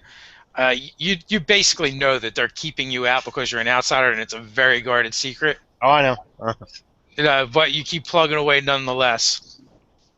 So there's a place, the Iron Anvil and Stone Hammer, where you usually go. And you've been trying to, cultivate a friendship with this guy, hoping that, like, maybe something will slip, or maybe you'll be able to get him one of his guards down and squirrel away some secrets. You got a name for this guy? Yes, Jaras. Hey, Juras. I'll call to him in Dwarven. How are things today? Eh, I'm still alive. Well, continue breathing is always a good thing. I have some business to trade today. Are you available? I'm always available for business. It's one of the things that makes breathing worthwhile. So you said it was Koatoa that came out of the waters. Yes. Had some fishmen raid us last night, and wound up not turning out well for them. And I'll have the stuff between me and Rask, and we'll start putting it out there. All right. So you start laying out, the shields and the spears. How many of the spears are you looking to unload? 3. All right. So the spears are actually made of a combination of steel and bone. So the spearheads themselves are actually made of steel, and the halves are actually made of bone. So these, huh? Got a bit of wear on them. Yes, but look at the materials. They're definitely of good quality. Exotic. Yeah. He leans over and looks at him and gives a good sniff. And, oh my God, they smell awful, even in this place. Where did you say you got these from? A fishmonger? Fishmen, the Koatoa. They came out of the waters and were attacking the shoreline. I must have missed that. So, what do you want for them? Well, that there's connections I'm trying to make, but I'm also looking to be able to spread the coin amongst those who help defend the shore. I see. And then what else is this here? What is this? You had these shields. I guess they're shields. You have them wrapped. Why are they wrapped? So I'll pull them off and show how useful they are. How hard it is to actually remove a weapon that got stuck to it. So essentially, you had to take an oil-soaked cloth and use them to wrap the shields. Otherwise, they stick to everything. Right. But from your smithing, with the help of the alchemist, you figured out something that in order to be able to transport them and stack them up. Otherwise, it'd take like 5 years, or 2 of you just to move them around. Right. So he's looking at them. Sticky shields, you say? Oh, indeed. They are very sticky. Very sticky shields. Interesting. It's a bit of an oddity. I'm sure someone might want those. You could go into the actual combat effectiveness and usefulness, and give the guy a wink and say well, you can totally be able to sell the shield and then sell the information of how to not get stuff stuck to it. Yeah, well, that's always true. Tell you what, you got these 5 shields here, these 3 spears. Tell you what I'll do. I've got the deal for you. I'll give you 45 gold pieces for the lot. I think you could round that up to a nice 50 and. I don't know. I don't even know if I can sell these spears, to be honest with you. But the shields, they're a bit of an oddity. You know, some of the guys in the pits might want them. I think I could probably do something with them. I'll give you 48. What do you think, Rask? It looked like it pained him to say it. Sure would. Well, 48 gold can buy a fair amount of wine. Where I come from, that shield's not going to get you anything. Always the drink. All Your right. friend's right. You can't drink that shield. All right, Jelras. I mean, 48 I think I could gold. make somebody eat it if push came to shove. Now, this isn't that kind of establishment. You want to go down to one of them there fighting pits. When I draw my blade, it's only with the intent to kill. I've spent more than my fair share of time in those pits. Well, each to their own. So 48 it is. So he counts you out. He goes back into the back room and comes back out with a pouch after several minutes and chucks it to you.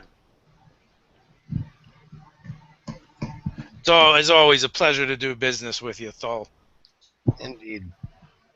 You haven't picked up any new techniques from any of these trading ships, have you? These trading ships, they pick up techniques from me. When it comes to smithing, you know, I'm kind of a big deal around here. Yeah. I give him a wink and a smile and bid him have a good day. Well, you know, don't be so hasty. You hardly ever come around. And your friend looks thirsty. Might be. What you You have got? something to offer there? He reaches under his counter and he pulls out an ornately blown glass bottle, and it is actually shaped like a fish, but coming out of the fish's lips is the neck of the bottle. And yeah, I got something here. That looks interesting. What is that? He pulls out three small glasses. They're not quite shot glasses, but they're not really a mug either. And lays out three of them. This'll curl the hair right on your toes. Fish brandy, and he gives you a nod and a wink. This is some good stuff. Oh, gross. Just gross. Well, I'm game to try it. He pulls the stopper out, and it's a even the stopper's kind of ornate. You know, it's a piece of cork topped with a silver capped with silver.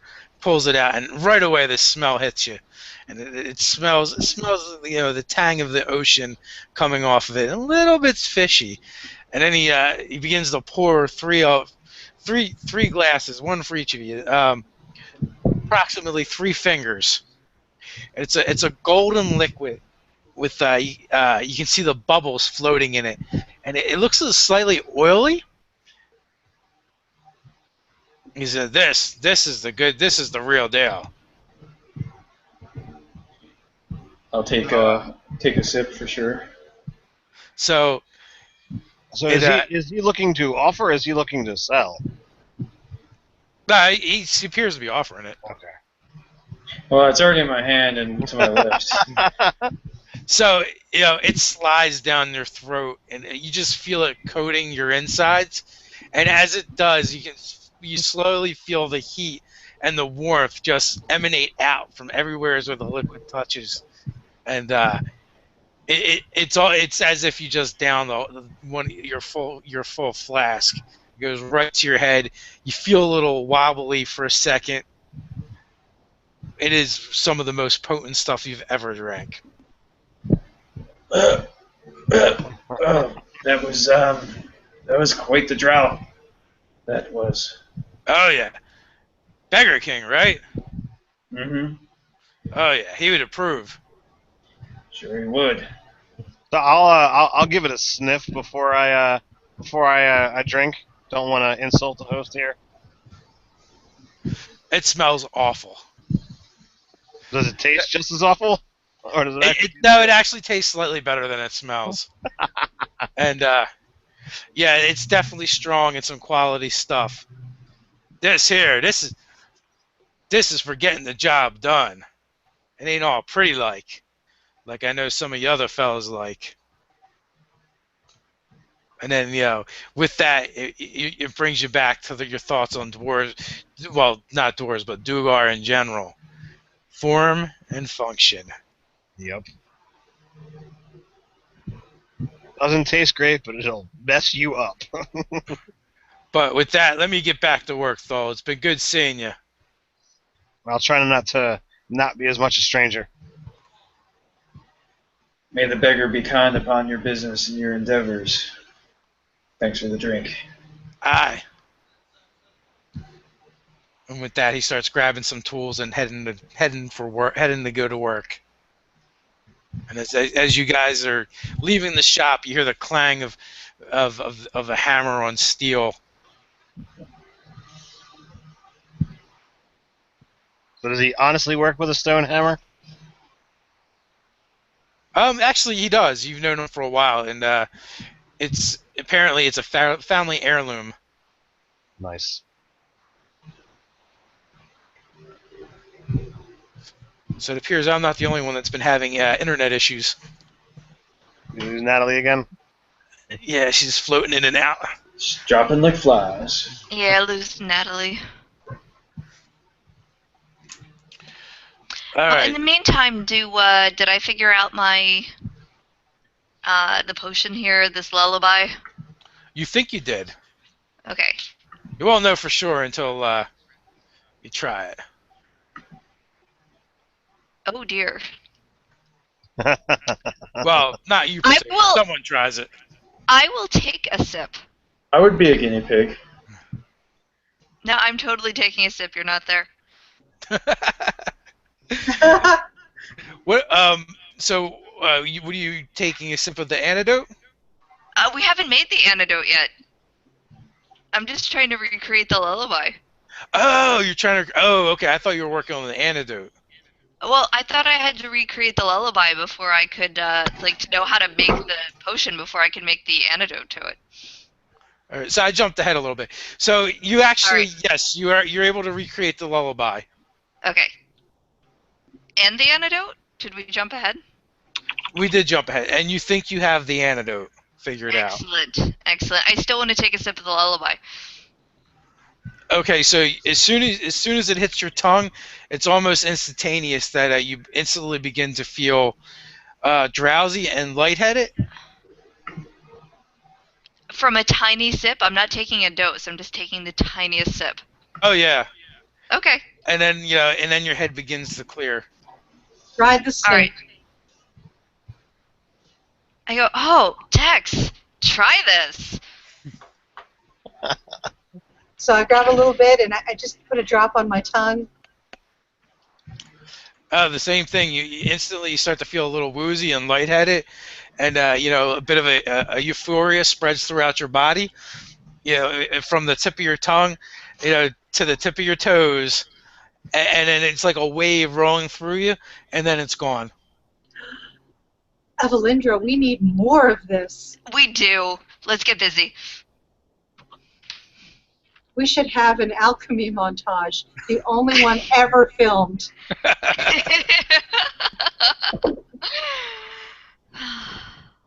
Excellent. All right. So I'm going to send her out for some ingredients. I'm happy to go get them. All right. All right. So this is going to turn into an episode of Breaking Bad in just a second. Yeah. Watch out for the bathtub scenes. All right. So we're gonna be working on this. We're busy. All right. So at this point, I'm going to say that the fellas will be arriving because you've been working on that for a while, and they really didn't spend that much time. I've got to send a letter. I take like some parchment and write it out. It's to Jack, to Gentleman Jack, and I Okay. tell him that we met with the guy he gave us the information for, and that the guy is being followed by the town watchers, and that he's freely volunteering information on who his supplier is. And at the bottom of it, I just sign my name and put some black wax on it, and then stamp it with my seal, which is like a gold grin. Okay. Put it in an envelope and send it to him. All right. So you find a runner or maybe a street urchin or somebody that you use for that kind of stuff and send them on their way. Now, did he leave the bill for our consultation back at my place? Yeah, it did arrive, the next morning. So I actually tack it. I tack it to the letter as the payment and send it back to him. Okay. Because he'll know, when he reads it, he'll know that he has to get rid of this guy and that I did him a solid. Okay. So you get your letter off.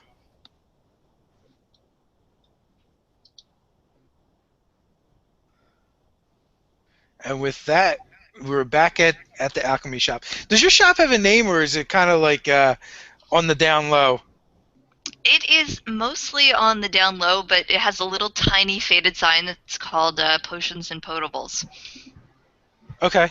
I would think like on the down low is a great name. For Yeah, a I shop. was also seconding on the down low. Mostly on the Actually, down low. that's pretty good. Yeah. If we can figure out a way to synthesize this, we've got industry. All right.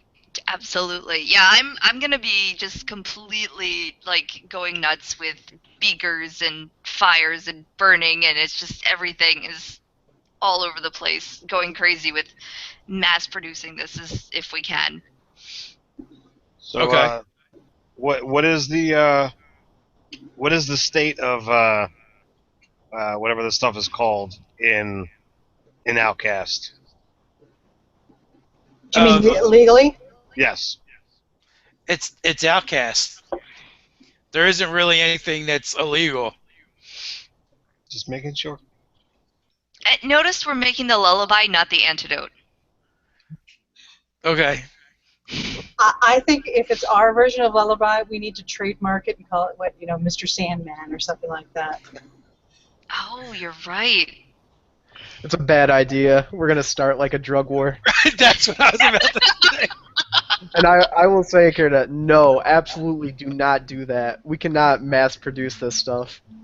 It's already in progress when you guys walk in. Officer, I only had enough on me for personal consumption.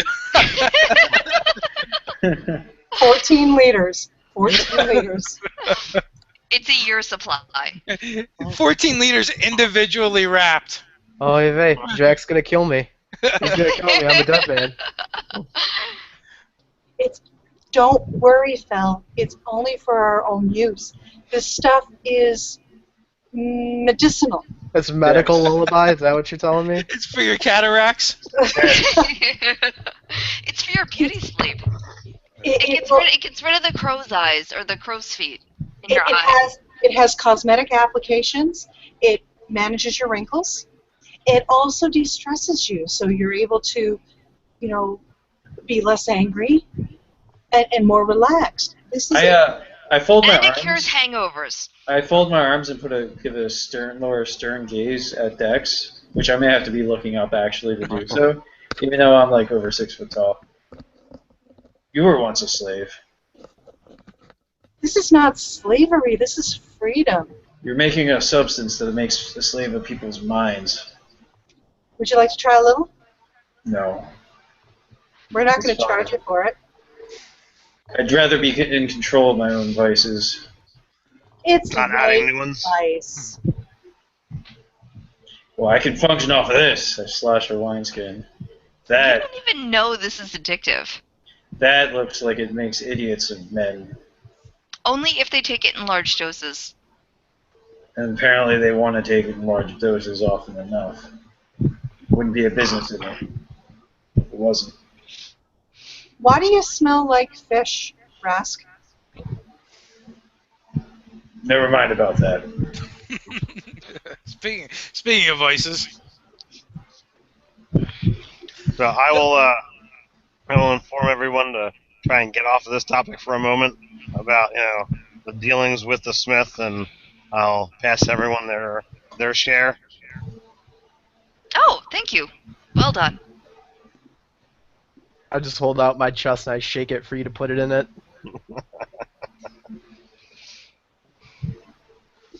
So, when you guys arrive, Evelyn is in full swing doing her thing. Robe sleeves are flying everywhere as she's furiously mixing and lighting beakers and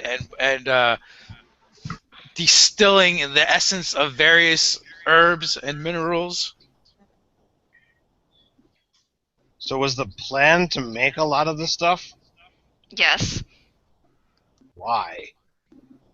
because people are buying it. Okay, guys. We're dead men. We're dead men, Thor. Dead. Plan A was to develop the antidote. So Plan A was for us to come back here and develop the antidote. We went to Plan B. We developed the antidote. We just needed a lot of this substance as test materials to get to the antidote proper.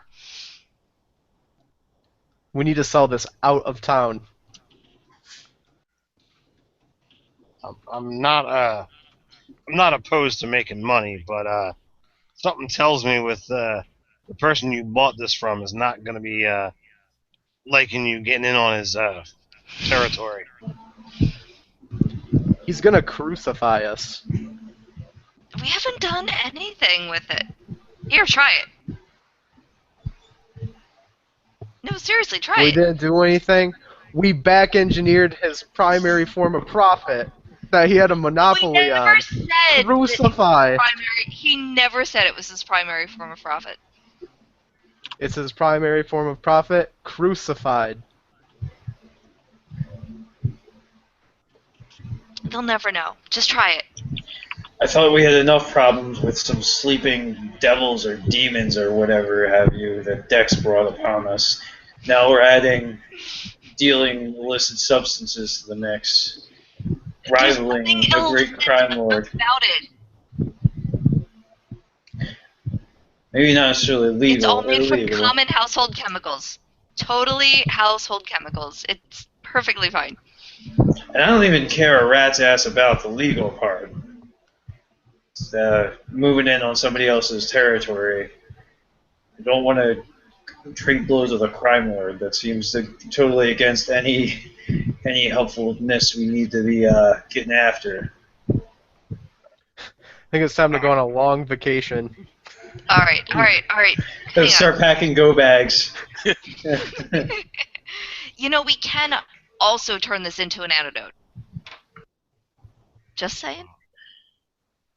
How about we go find out what's going on at this shindig tonight, and we deal with this whole, I'll point to everything, the mess later. Well, if they're going to be poisoning people at this thing tonight, we might want to bring some of the antidote with us. Just saying. Save lives?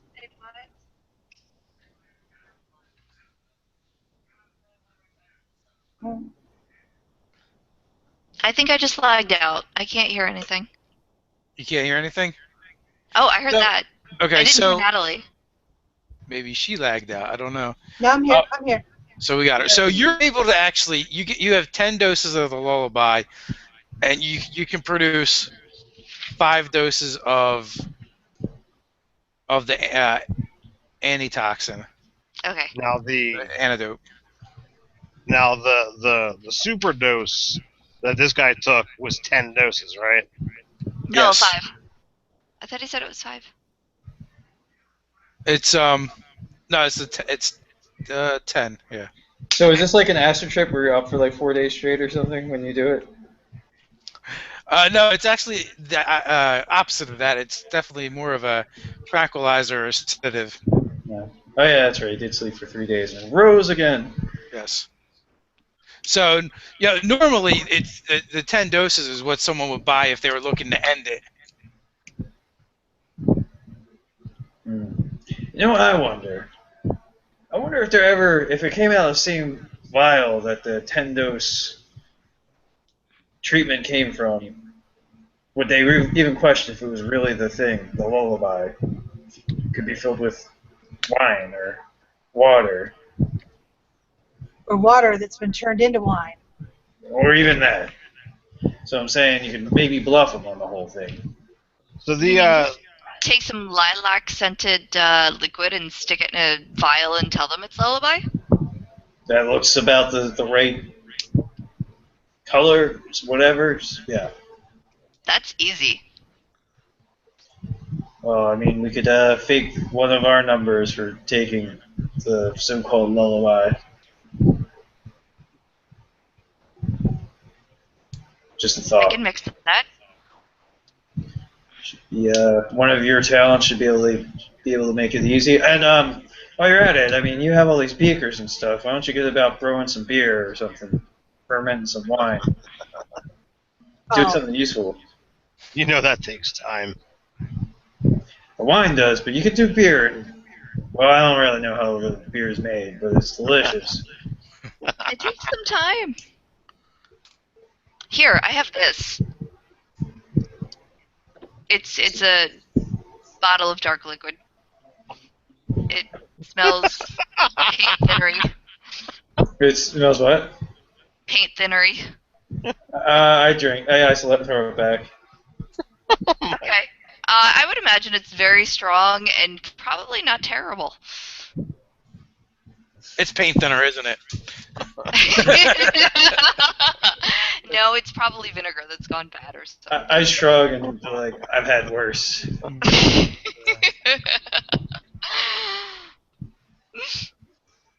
So is there anything special about the purple vials?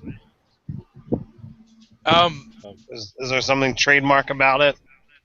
It says TM right on it for the trademark. Yeah. No, lullaby, they TM. all look the same, but they're not. They're obtainable. They're not intricate or anything like that. Yeah, because So we're gonna. they all came from the same source. Yeah, but they're definitely identifiable because both of the vials that they held up were the same, and they really just looked like bigger versions of the one you had. But you've bought enough alchemy supplies, like you can just get them. They're not. It's not anything special. 'Cause if we're looking to, do the ruse, then then that would be something that you got to go. You got to pull out all the stops. You got to get the purple. You got to get the right color liquid, right smell. Right density. Thickness. All right. I can get on that if you guys get me the vial. Here, this is I'll write down where they should go and who they should talk to, and somebody go grab that vial. Done and done. All right, so you're able to get it, and you get there just before they're shutting the doors for the evening. So you made it just in time. You're able to pick up the vials.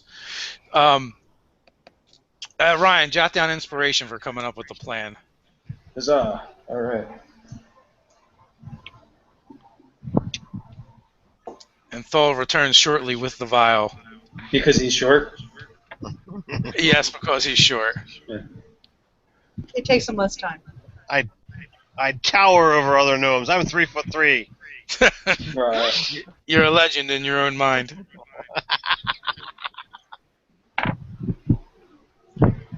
You, All right, you so Phil, I have will, the distinction of being the tallest midget. I'll fill the vials with the fake lullaby, and I'm gonna bring the real antidote with me just in case. Okay. Not because of the fake ones that we made, but in case somebody's gonna die from the real one. Yeah, I'll take some of that too. All right, so you guys head out, and it's easy enough to find the location that where it was pointed out to you guys. And as as you get close, someone pokes their head out of what looks like to be a boarded up door, but apparently it's a false boarded up door. And you guys are waved in.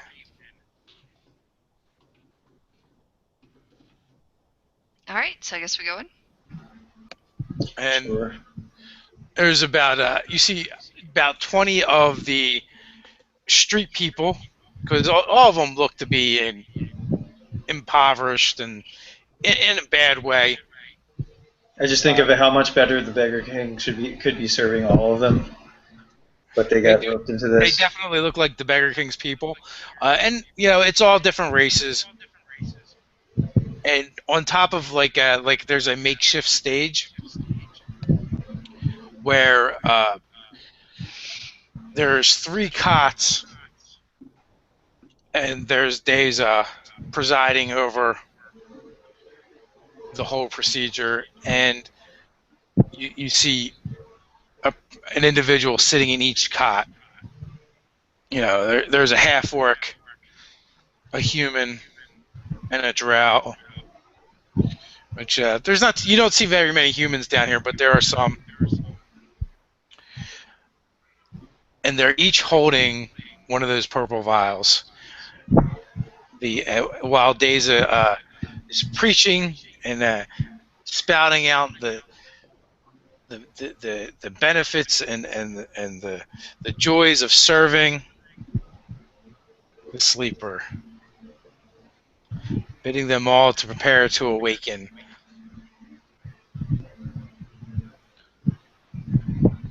And as he sees you guys enter, he kind of nods to you. Guess I'll start sort of shouldering towards the platform center where everything's going on. Following Rask's wake. Okay, so the rest of the followers, they're kneeling around this makeshift stage, and repeating the same mantra after each phrase as they were before. They seemed almost all in a trance, in their religious fervor.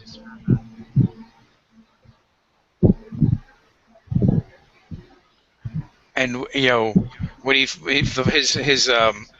prophetizing comes to a crescendo, and with that, each one of them takes that vial and takes it to their lips and begins to drink. And as the last of it passes through their gullets, they each fall into the cots, with the empty vial landing next to them. And while this happens, Deza begins to pray over each of them, quietly to himself. The rest of the followers begin praying as well and chanting. May they be found worthy. Let the sleepers finally awaken and walk in the dream. And over again, they begin chanting these phrases. Is there any reaction coming from the people in the cots? 2 of them begin kind of like shaking violently, and the one is completely still. Ooh. Alright, I want to go over to the one that's really shaking. I don't have any stealth, but I'm going to want to see if I could look like I'm concerned about the person and see if I can give them the antidote. This might be the worst idea ever. Okay, so use deception, and let's drop a d20 and see how that goes. Okay. Oh, I rolled a 2. Oh, this is going to be the worst thing ever. Alright. How am I calculating my deception? Because I don't have any. Charisma modifier. Yeah, it's your charisma modifier. I don't have one. Alright, so I get a 2. Oh. Then you have a 2. I get a 2. Yes. You're like, hey guys, I'm totally not giving this guy an antidote. Yeah. And you narrate unstopping. Well, I'm actually good at Is he stealth okay? and He's deception. not okay. Oh my god, everybody get away from me. I'm not paying no attention to the crazy lady. Yeah. Okay, so In fact, I'm probably so excited about my antidote to see if it works that I'm not even worried about the other people there and what they're going to do. That's probably actually how it's playing out here. So the other people are pretty much ignoring you, but Deza is not. He's like, "What are you doing? You cannot thwart the will of he who sleeps." I'm not even worried about him. I'm so excited to see if my antidote is going to work. Okay, drop initiative. Oh dear. Ooh. All of us? Only if you're doing something. I'll be doing something. 17. 22. Doing it in the chat. Yeah, that's okay. Where's my dice roller? To the left, you should have the little icon.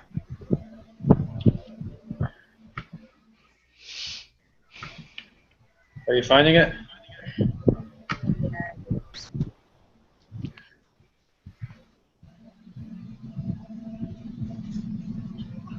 $120.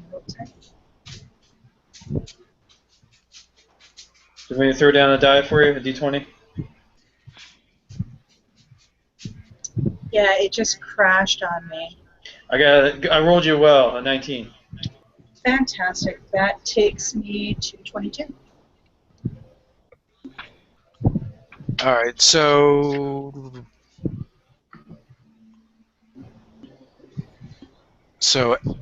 Andrew and Days go at the same time. Everybody else but Ryan goes first. So he reaches to grab your wrist as you go to administer the antidote, but he's too slow, Mm-hmm. and you begin pouring it down the human's throat. And with that individual begins to shake and shudder as well. The other thing that happens as you're doing that, the two individuals that were already shaking sit straight up, and as they do, you see their eyes open, but all you see is the whites as their eyes kind of flutter up in the back of their head, and they look like a prize fighter trying to shake off a heavy blow, and their bodies are still shaking a bit, but as that happens, the rest of the crowd looks up and they begin to whisper, "Sleepers have awakened." And what are the rest of you doing? Myself? Oh, go ahead. I'm looking to stop, things coming to blows. Okay, so how are you doing that? So far, nothing has really happened per se. I mean, he's gone for her wrist with the antidote, but he was too slow. I'm gonna toss Hex on Deza, targeting his dexterity. Okay. And I'm going to attack him when it gets to me. Okay, so you and him kind of go at the same time, and he screams. He stops going after your wrist once he's already too late. He screams, "Oh no! What have you done? You've denied one of the faithful their bounty, their right. How could you do this? They will be forever forsaken now." He was dying. I can't let him die. He was serving the will of he who sleeps. Clearly, I cannot thwart the will of he who sleeps. If he who sleeps wills it, then it will happen, and nothing I can do will stop it. He will be denied now. He will not find the promised land. Are you saying that what I do is more powerful than he who sleeps? I'm saying who sleeps will turn his back upon him now. I think I saved his life. So if you want to attack now, Andrew, you can, or take whatever action you want. Oh, he's getting attacked. Because what I saw is him go to grab somebody we walked in with, and I throw my arm out, like I flip back my cape dramatically, and hold my arm out, and you see this like ladybug suit I'm wearing, and a like lever-loaded dagger shoots out, and as it like shoots out of my sleeve, you hear doing, there's like an echo through the room, and I grab it, and try to stab him in the liver. Okay. Here we go. Let's see. Yeah, that's not gonna hit. Oh, wait. I'll use my inspiration. Yeah. No, that doesn't hit either. It's gonna whiff. Is that? Do you have a modifier? I do, but it might hit. Does 14 hit? Yeah, 14 definitely hits. Oh, 14 actually He's hit not. then. Yeah, he's not wearing armor. Oh, okay. Let's see what I do here. It would be for 3 points of damage. So you stab him and he lurches back. Ah! You go for the kidney, but you just miss the kidney, and he's like bleeding and like hunched over. And it's like, why have you attacked me? I can't believe it. And the vagrants and the beggars are all kind of like freaking out, and he turns to jump off the stage and run away, and all of his followers are in this state of like panic and confusion, and they don't know what to do. A couple of them move to grab the guys that were on the cots, but they seem like everyone they're kind of horrified, and they all just kind of seem like they're trying to get away. And Deza seems to be trying to keep his innards in.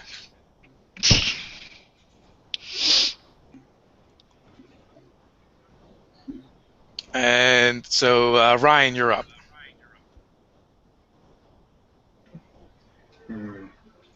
So I ain't exactly thinking that like he doesn't exactly deserve it, Deza.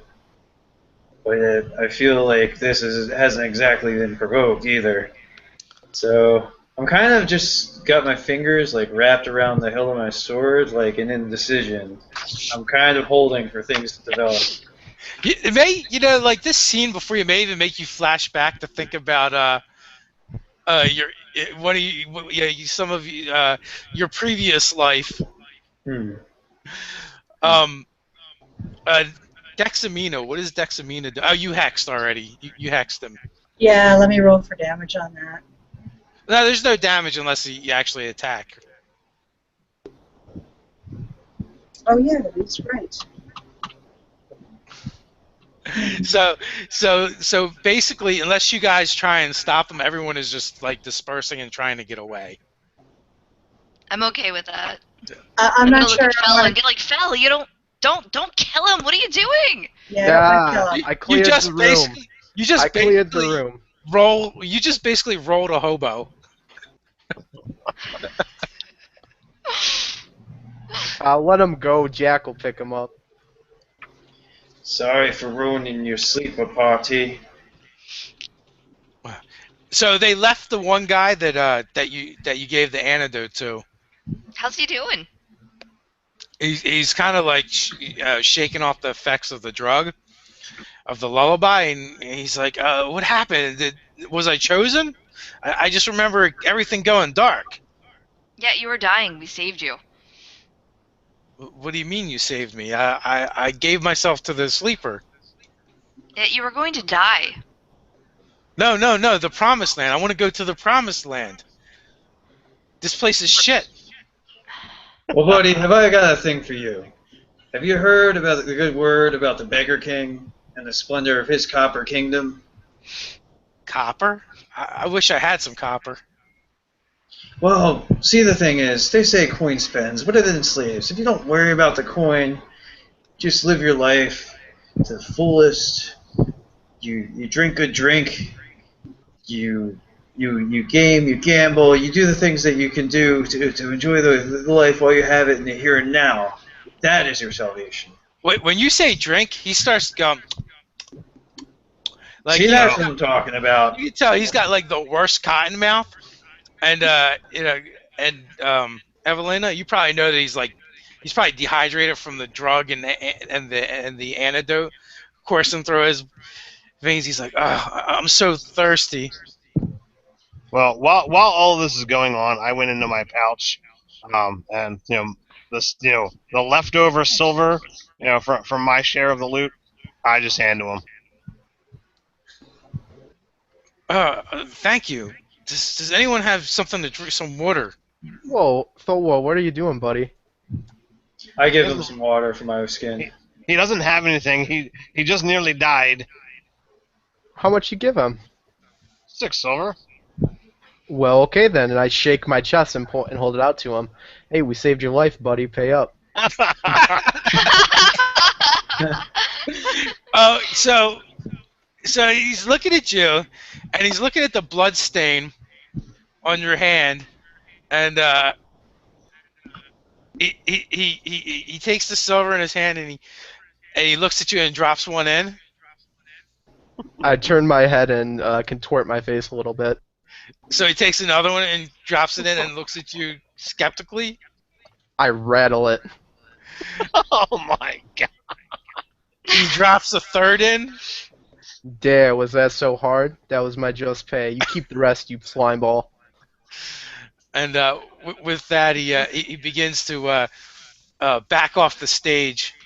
Almost falling and busting his ass, catching himself at the last moment as he rushes out the door. Well. So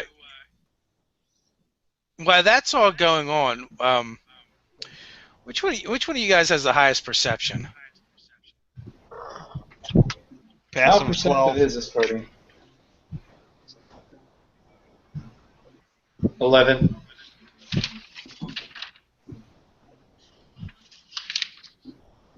Mine's 12. 12. All right, so Ted, while they're engaged with that, and you're kind of watching what's going on, you see a scrap of paper on the ground next to a little puddle of blood. It looks like Deza may have dropped it. I'll go check it out. So there's some writing on there that you can't quite make out, and a weird symbol. Oh, hey, can I see that? Hand that over. All right. Does it make any sense to me? I don't know. What languages do you speak? That's a good question. Let me find What's it out. written in? Because she speaks that one. Yeah, well, I have a +2 int modifier. I don't know if I wrote down languages. I know I did. I just gotta find it. Well, you would get common, undercommon, and elven, and then you'd get whatever languages for your background. Yeah, no, I didn't write that down. Sorry. What's your background? What is my background? I wrote that down somewhere. I just have this all written down on just paper. It's not in a nice little character sheet. Guild artisan, probably? Yes, that's it. So you would get languages for that. It's is it one language or two? I'm looking that up.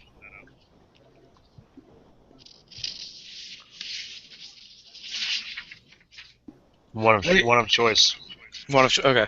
It's not a common language anyway, so the chances are you probably don't speak that language. Okay, no, that's They- fine. It's going to require a little research. I can Well, do that. I know that Dex has probably had the most experience with all this thing that's going on.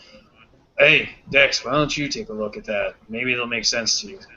Oh boy. Let me have myself and Al take a look at it.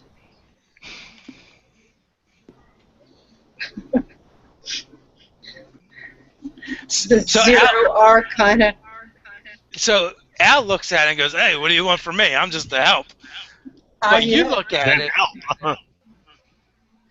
You look at it, and actually, the writing, although you cannot read it, it does look familiar. Familiar? Can I grasp how familiar, or? Well, you know where you've seen the writing. You've seen writing similar to it before. Where And was that?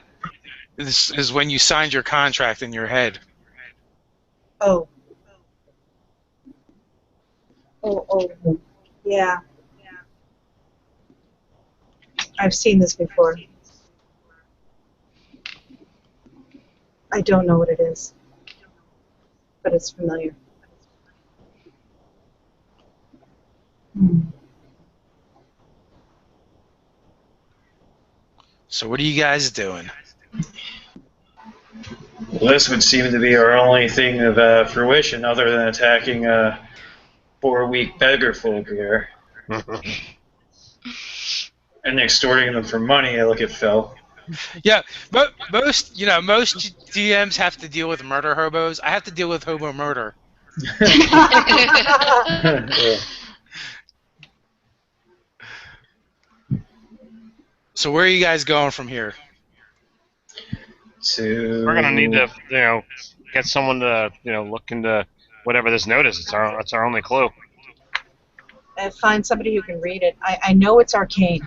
I really know it's arcane. I can't read it. And I have no contacts in the city. I'll look to Fel and say, Fel, do you know any wizards?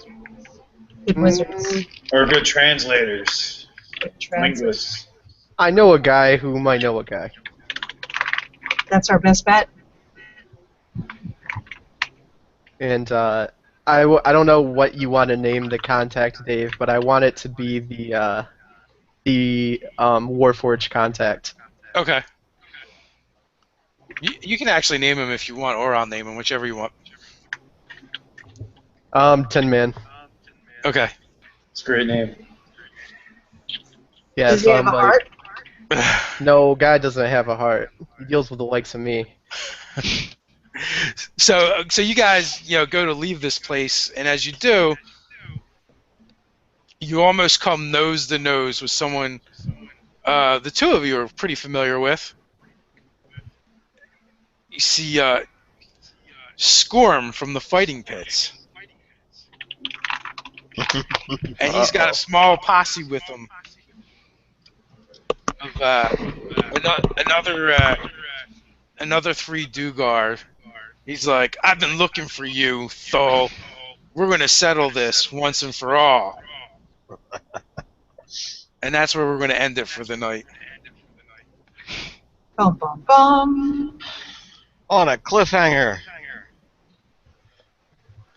So if you guys want to take yourself out, start with Andrew. SR2 Joker on YouTube. Check out the OSG, the W3. Nerdarchy, obviously, that's where you're watching this game. Thanks to Dave for running it. Thanks to all the players. It was fun. Carrie? All right. Thanks a lot, guys. I'm Carrie. See you next time. And Natalie? What a wonderful evening. A lot of intrigue, a lot of potential for the future. I'm Natalie, and we'll see you next time. All right, Ryan? Hey, I'm Ryan. Thank you, Dave, for running. Thanks, everyone, for persevering through the technological difficulties, the kobolds in the cables, as it were. And last but not least, I'm Ted. Thanks for checking out the game. Hope you guys had as much fun as I did. Thanks for Dave for running, and as Ryan says, sorry about all the technical crap. Yep, and I'm Dave, and thanks for hanging out with us. And again, sorry for the technical stuff, but hey, until next time, Stay nerdy. nerdy.